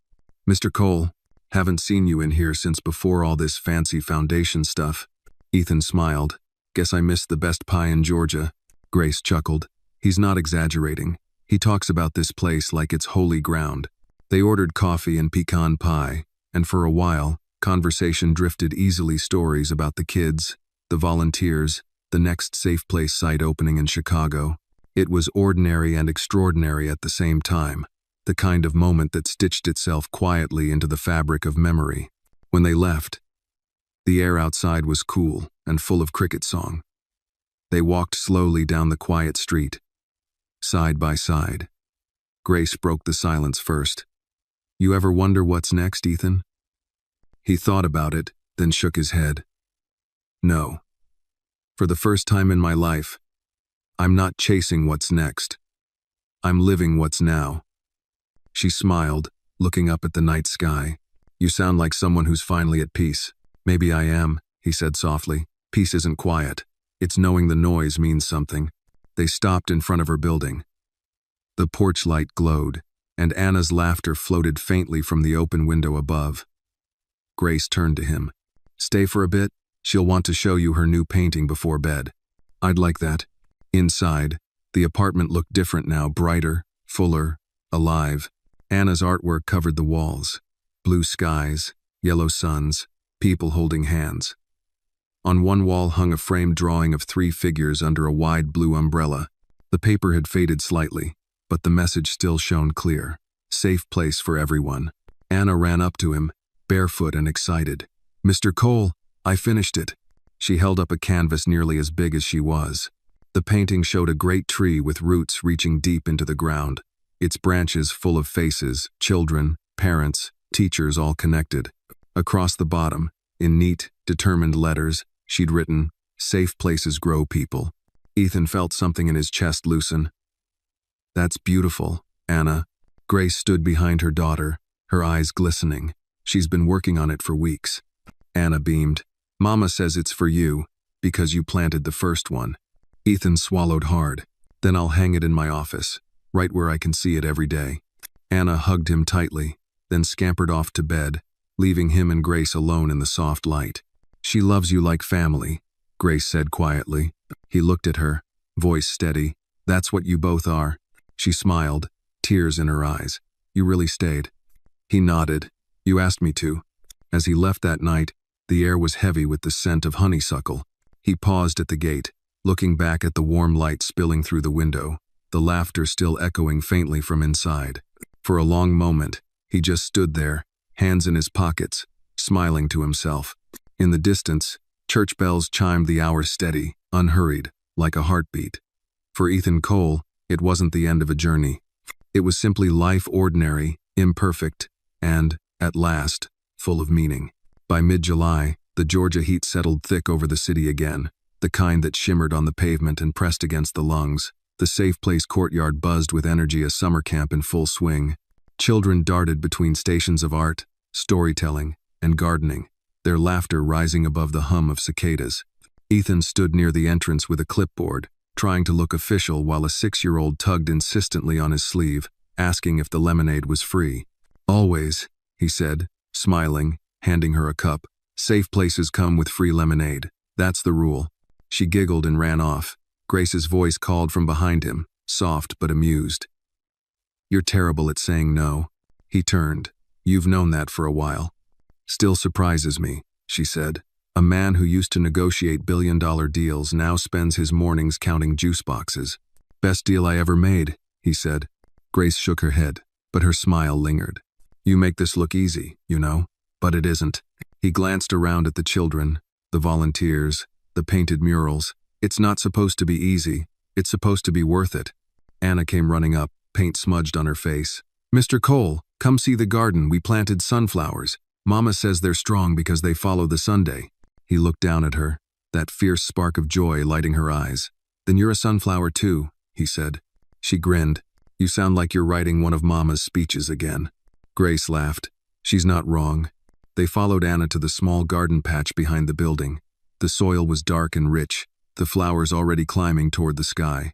On a wooden sign, painted in bright blue letters, were the words, "Safe Place Garden for Growing Hearts." Ethan crouched beside it, brushing dirt from the base. Who came up with this? I did, Anna said proudly. Because hearts need sunlight too. He smiled, overwhelmed by the simplicity of her truth. That evening, after the camp ended, and the last of the children had gone home, Ethan lingered to help Grace clean up the courtyard. They worked in companionable silence, stacking chairs and gathering paintbrushes. The heat had eased, replaced by the soft warmth of dusk. Fireflies flickered like sparks over the grass. Grace set down a box and exhaled. You know, sometimes I look around this place and still can't believe it's real. Meg, it's real because you made it so, he said. I just followed where you and Anna led. She smiled faintly. You always say that, but you were the one who started this. The rest of us just helped keep it alive. Ethan leaned against the fence, looking out at the twilight. Maybe, but the truth is, I was saving myself as much as anyone else. Grace looked at him carefully. You think you still are? He considered that. No, he said finally. Now I just want to keep others from drowning the way I did. For a while, they stood quietly, listening to the city's hum. Then Grace spoke, her voice softer. Anna's been asking questions lately. About her dad. About why he left. Ethan turned to her. That's normal. I know, Grace said. But I never know what to say. I don't want her to hate him. He was lost.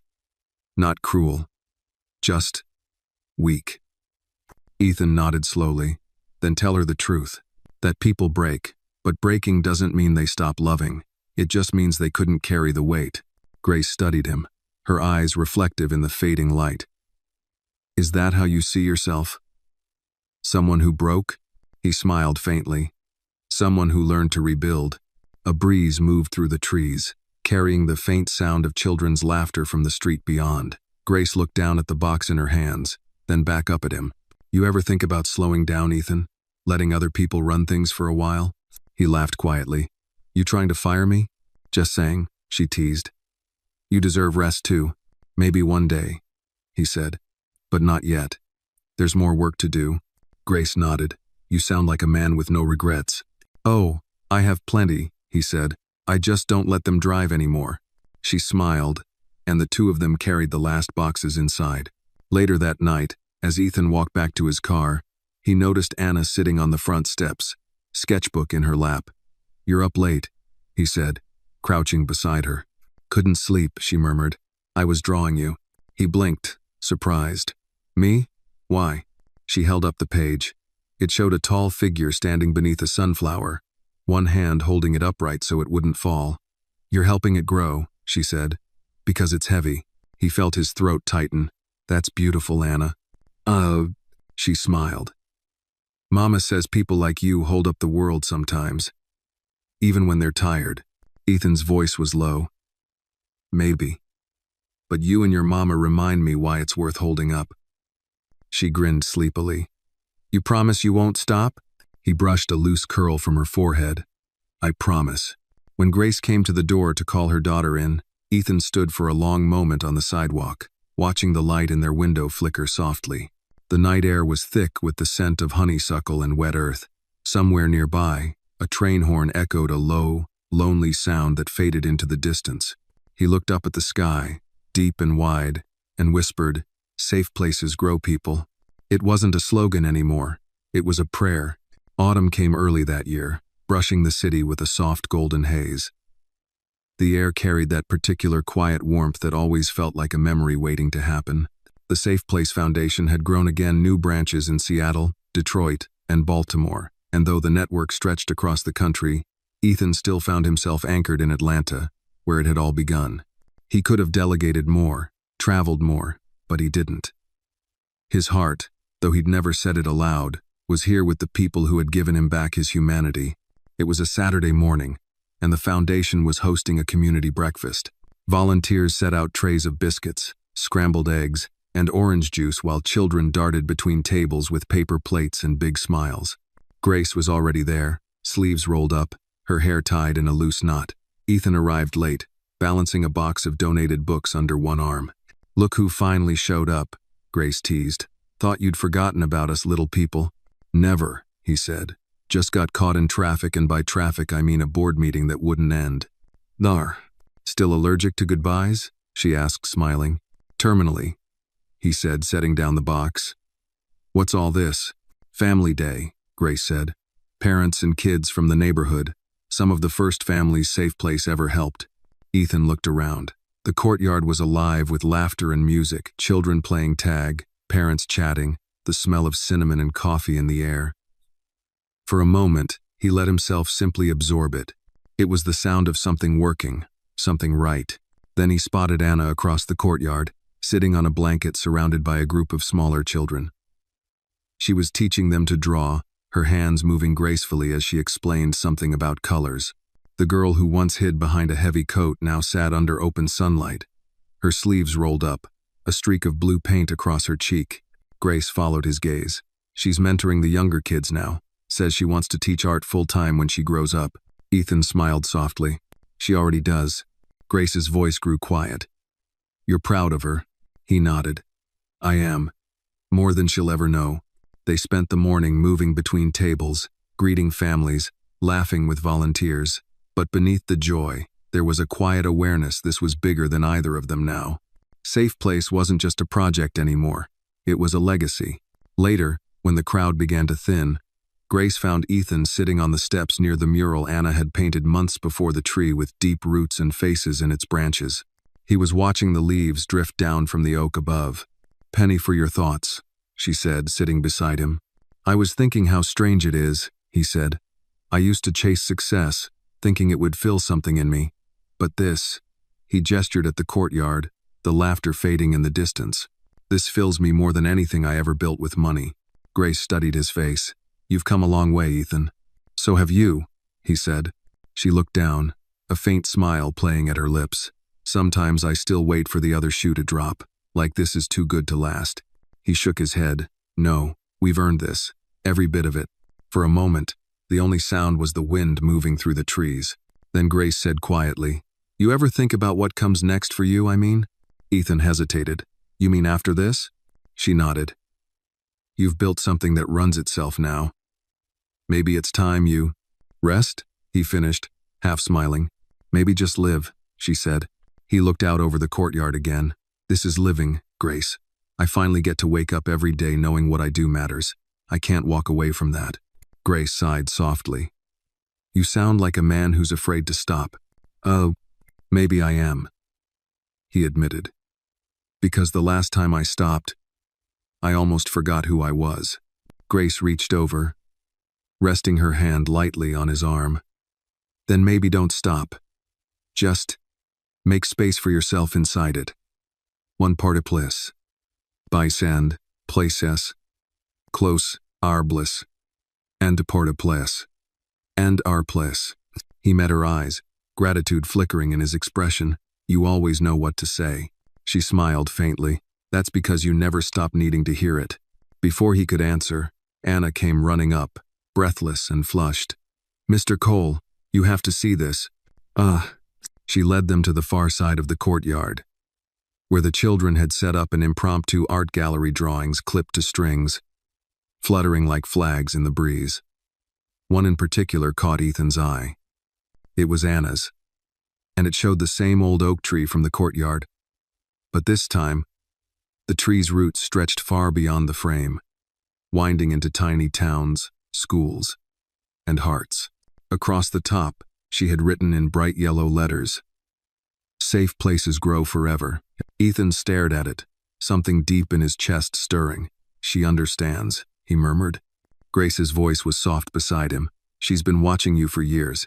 She understands more than you think. As the afternoon faded, families began to leave. The last of the sunlight turned everything golden. Ethan and Grace walked Anna home together, their footsteps slow and unhurried. Anna chattered about her next painting, about wanting to make one so big you could see it from the sky. So, when they reached the small house on Birchwood Avenue, she ran ahead to the porch. Grace turned to him, her eyes warm. You know, she still calls you her miracle. He smiled. She was mine first. Grace hesitated, then said quietly, Ethan, you've changed her life. But you've also changed mine. He looked at her, something unspoken passing between them. You don't have to thank me for that. I'm not, she said. I'm just saying I see you.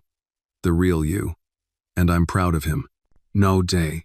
He stood there for a moment, the soft hum of the evening around them, unsure how to answer something that true. Finally, he said, Thank you for staying. Grace smiled. You gave us a reason to. Anna waved from the porch, calling, Come on, you two, dinner's ready. Ethan laughed, shaking his head. Looks like I'm staying too. And he did.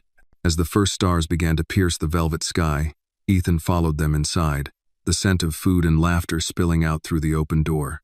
He realized then that he wasn't just building safe places anymore. He was living in one.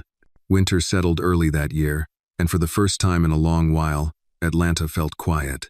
The city lights seemed softer, the nights longer.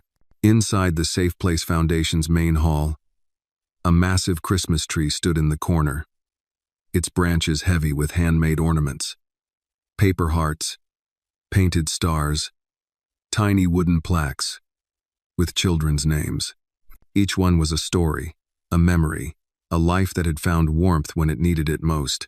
Ethan stood near the window, watching the snow drift against the glass. He hadn't seen snow in years. It felt like the world was slowing down just enough to breathe. Behind him, Grace's voice broke the silence. You're staring like you've never seen snow before. He turned, smiling. It's been a while. I forgot how peaceful it looks. Peaceful until it turns to slush, she teased, walking over with 2 mugs of coffee. You should try it from my side of town. Less postcard, more puddles. He laughed softly, taking the mug. Fair point. Still, it feels different this year. Grace glanced toward the decorated room. That's because this time, you built something worth celebrating. He looked around. Staff members and volunteers were decorating tables, setting out cookies, stringing lights. The annual Safe Place holiday dinner was only a few hours away. It wasn't just for families anymore. It was for everyone. Teachers, doctors, neighbors, anyone who believed in what the foundation stood for. Anna's in charge of the music, Grace said with a faint smile. Prepare yourself for a lot of Mariah Carey. Ethan chuckled. I can handle that, maybe. When Anna arrived, she wore a red dress with a silver ribbon in her hair, carrying a clipboard almost as big as her. Okay, everyone, she announced proudly. We have hot cocoa on the left, cookie station by the window, and no fighting over the peppermint bark. Grace leaned close to Ethan and whispered, She's basically running the place now. I noticed, he said, grinning. Should I be worried? Only if you plan to keep your job.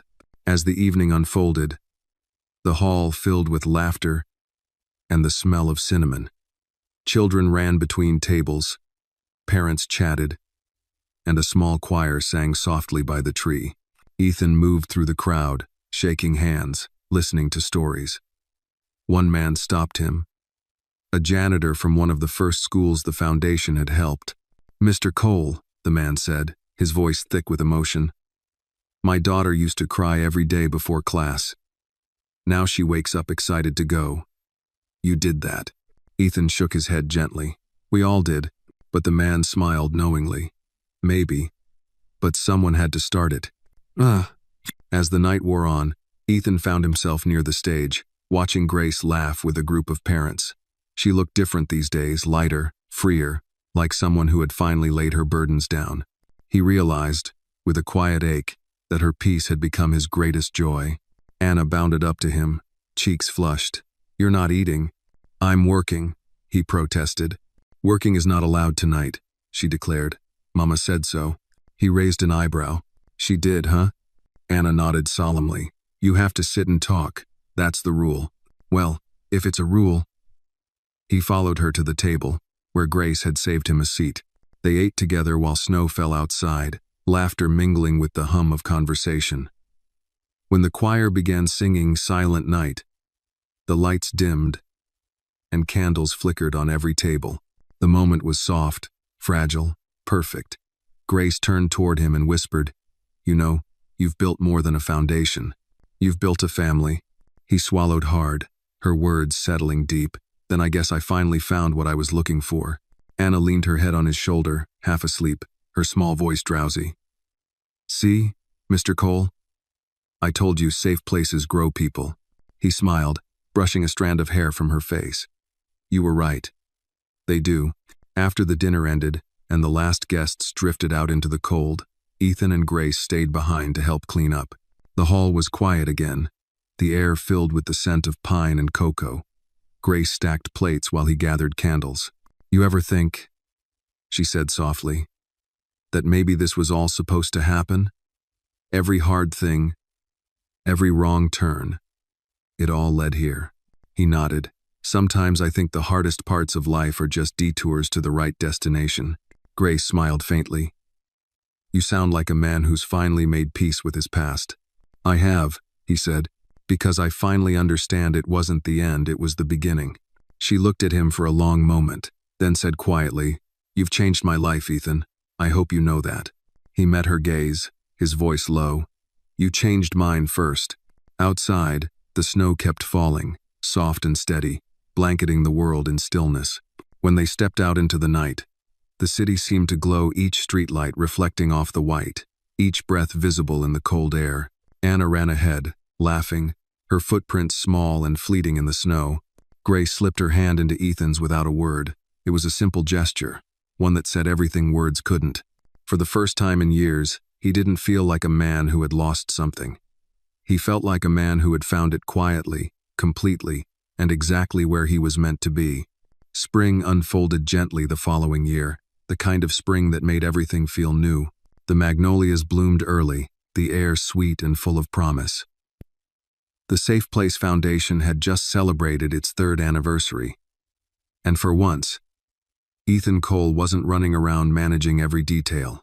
He'd learned to let others lead, to trust the system he'd built, the people he'd raised into it. That trust had freed him in ways he hadn't known he needed. He spent his mornings walking the courtyard garden before the staff arrived, the same patch of earth where Anna's sunflowers once struggled to grow.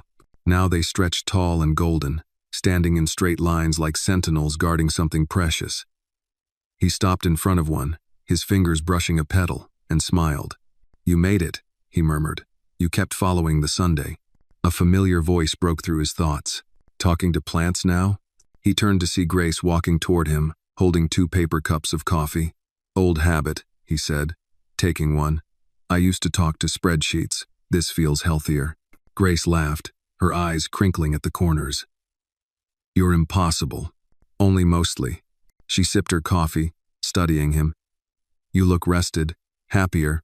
I am, he admitted. It's strange. For years I thought happiness was something you earned. Turns out, it's something you build bit by bit, person by person. Grace nodded thoughtfully.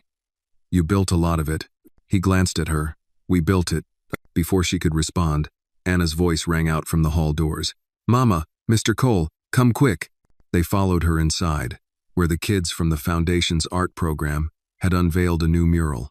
The entire back wall was covered in color scenes of children playing, families hugging, hands holding paintbrushes and pencils, all connected by a giant blue ribbon that wound through every image.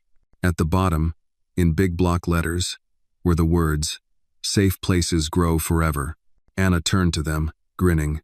Do you like it? Grace's eyes shone. Sweetheart, it's beautiful.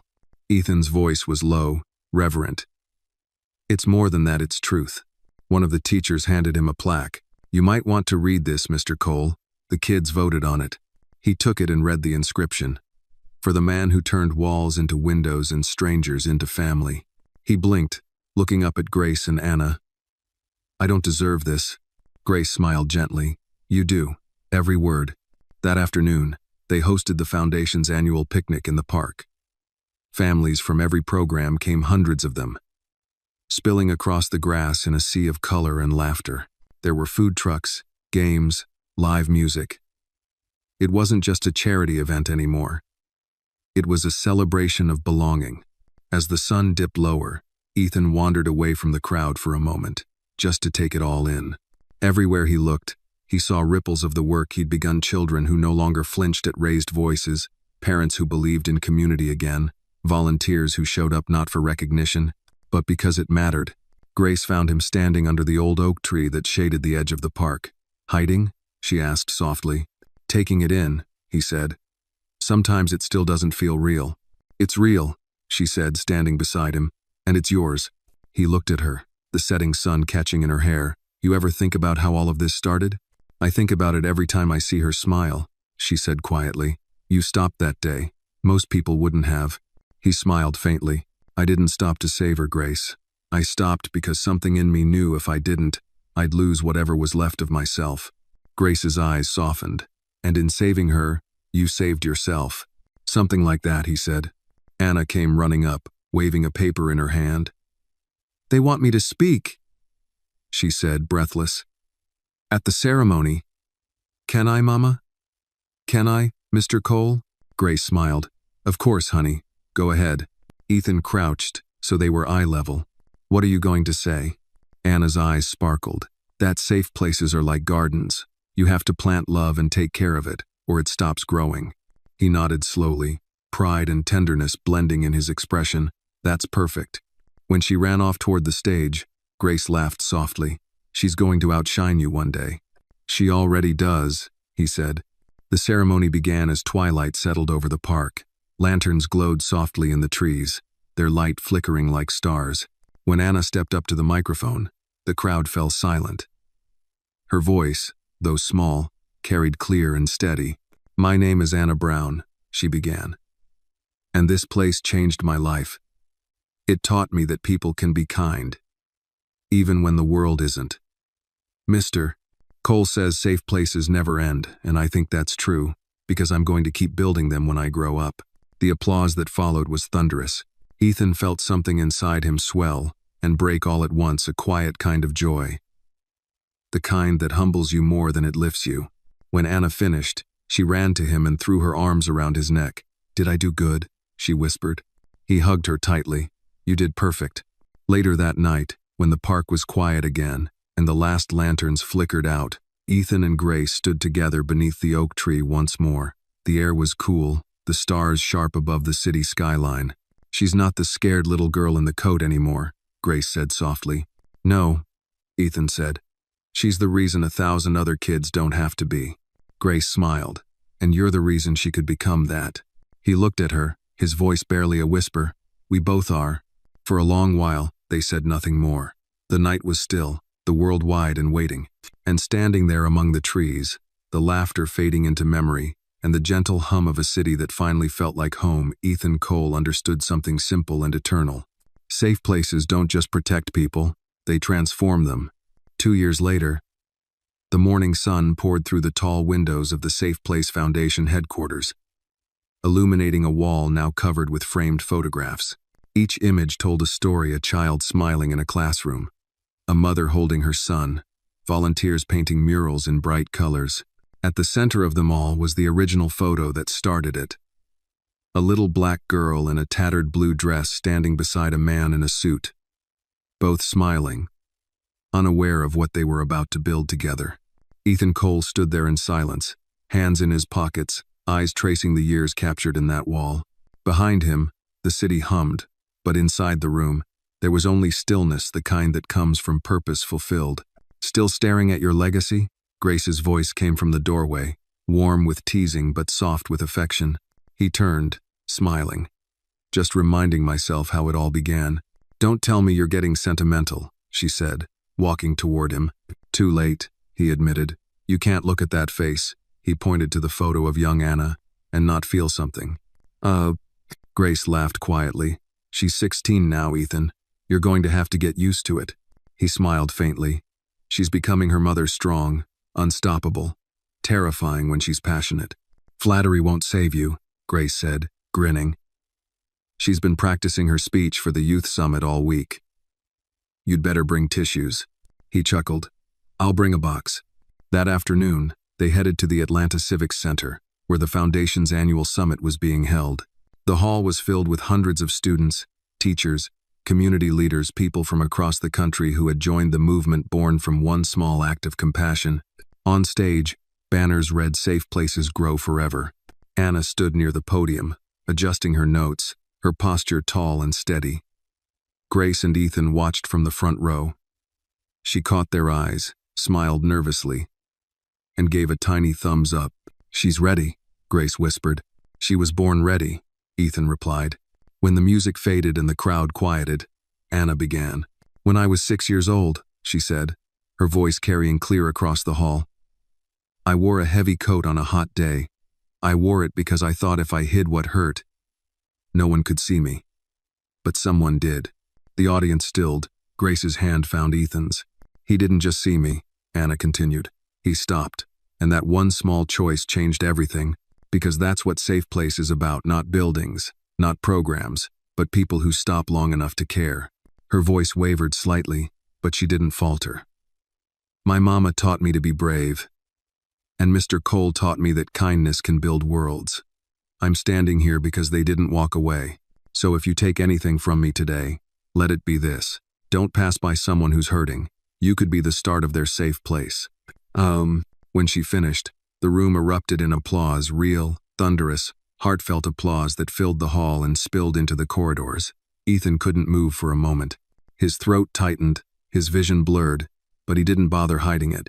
Grace squeezed his hand, tears in her eyes. She did it, she whispered. She did more than that, he said softly. She carried the torch. After the event, the three of them stepped outside into the golden light of late afternoon.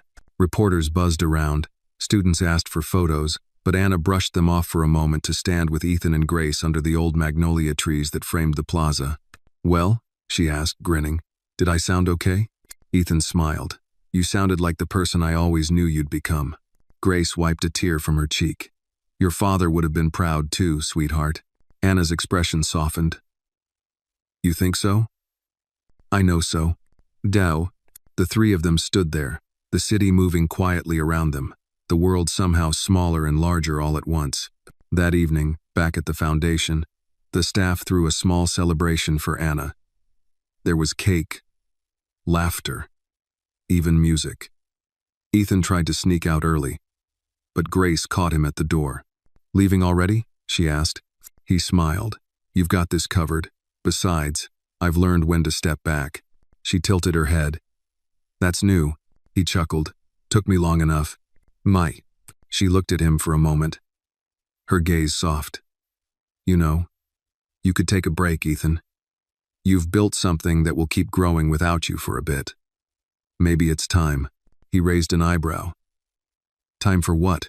She smiled faintly. For you. He hesitated, then nodded. Maybe you're right. As he walked out into the cool night, he turned once more toward the building, the glowing windows, the sound of joy spilling out, the tree painted on the lobby wall with the words, Safe Places Grow People.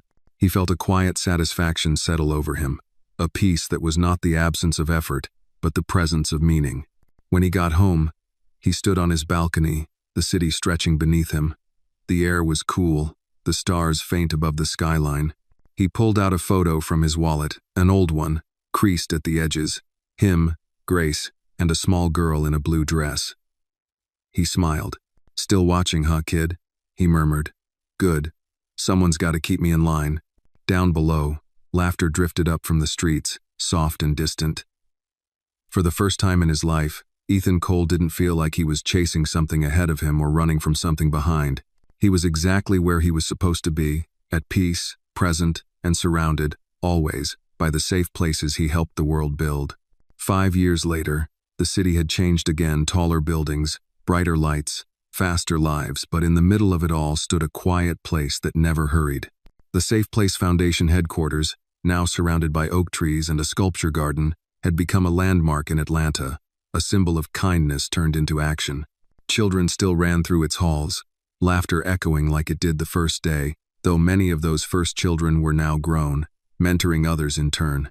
The cycle had continued, just as Ethan Cole had hoped. He stood by the window of his office, older now, his hair grayer at the temples, his movements slower but sure. On his desk sat a framed letter written in blue ink, edges yellowed with time. Safe places never end. Love, Anna. He touched it lightly, smiling. There was a knock on the door. "Come in," he said. Anna stepped inside, not a child anymore, but a young woman of 21. Her curls tied back, wearing a crisp navy blazer with the Safe Place emblem on the lapel. She carried herself with quiet confidence, the kind that came from purpose, not pride. "Mr. Cole," she said, smiling. "Or should I say, Director Emeritus's. You're officially retired as of this morning." Ethan laughed softly. "You sound far too happy about that."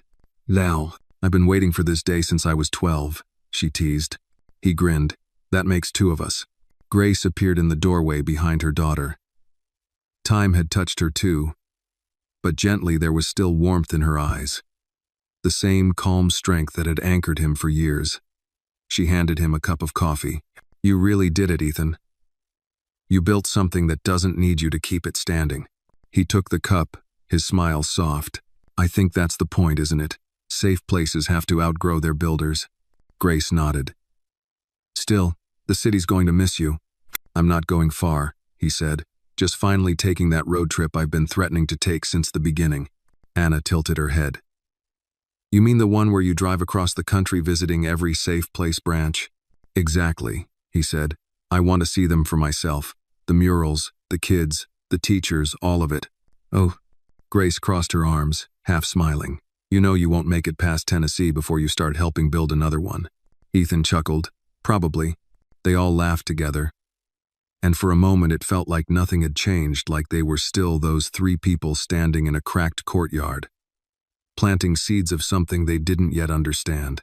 Later that afternoon, the foundation hosted a small farewell gathering for him. The staff had filled the main hall with photos not of him, but of the people and moments that defined the mission. There were stories taped to the walls, handwritten thank yous from children and families. The air smelled faintly of paint and coffee.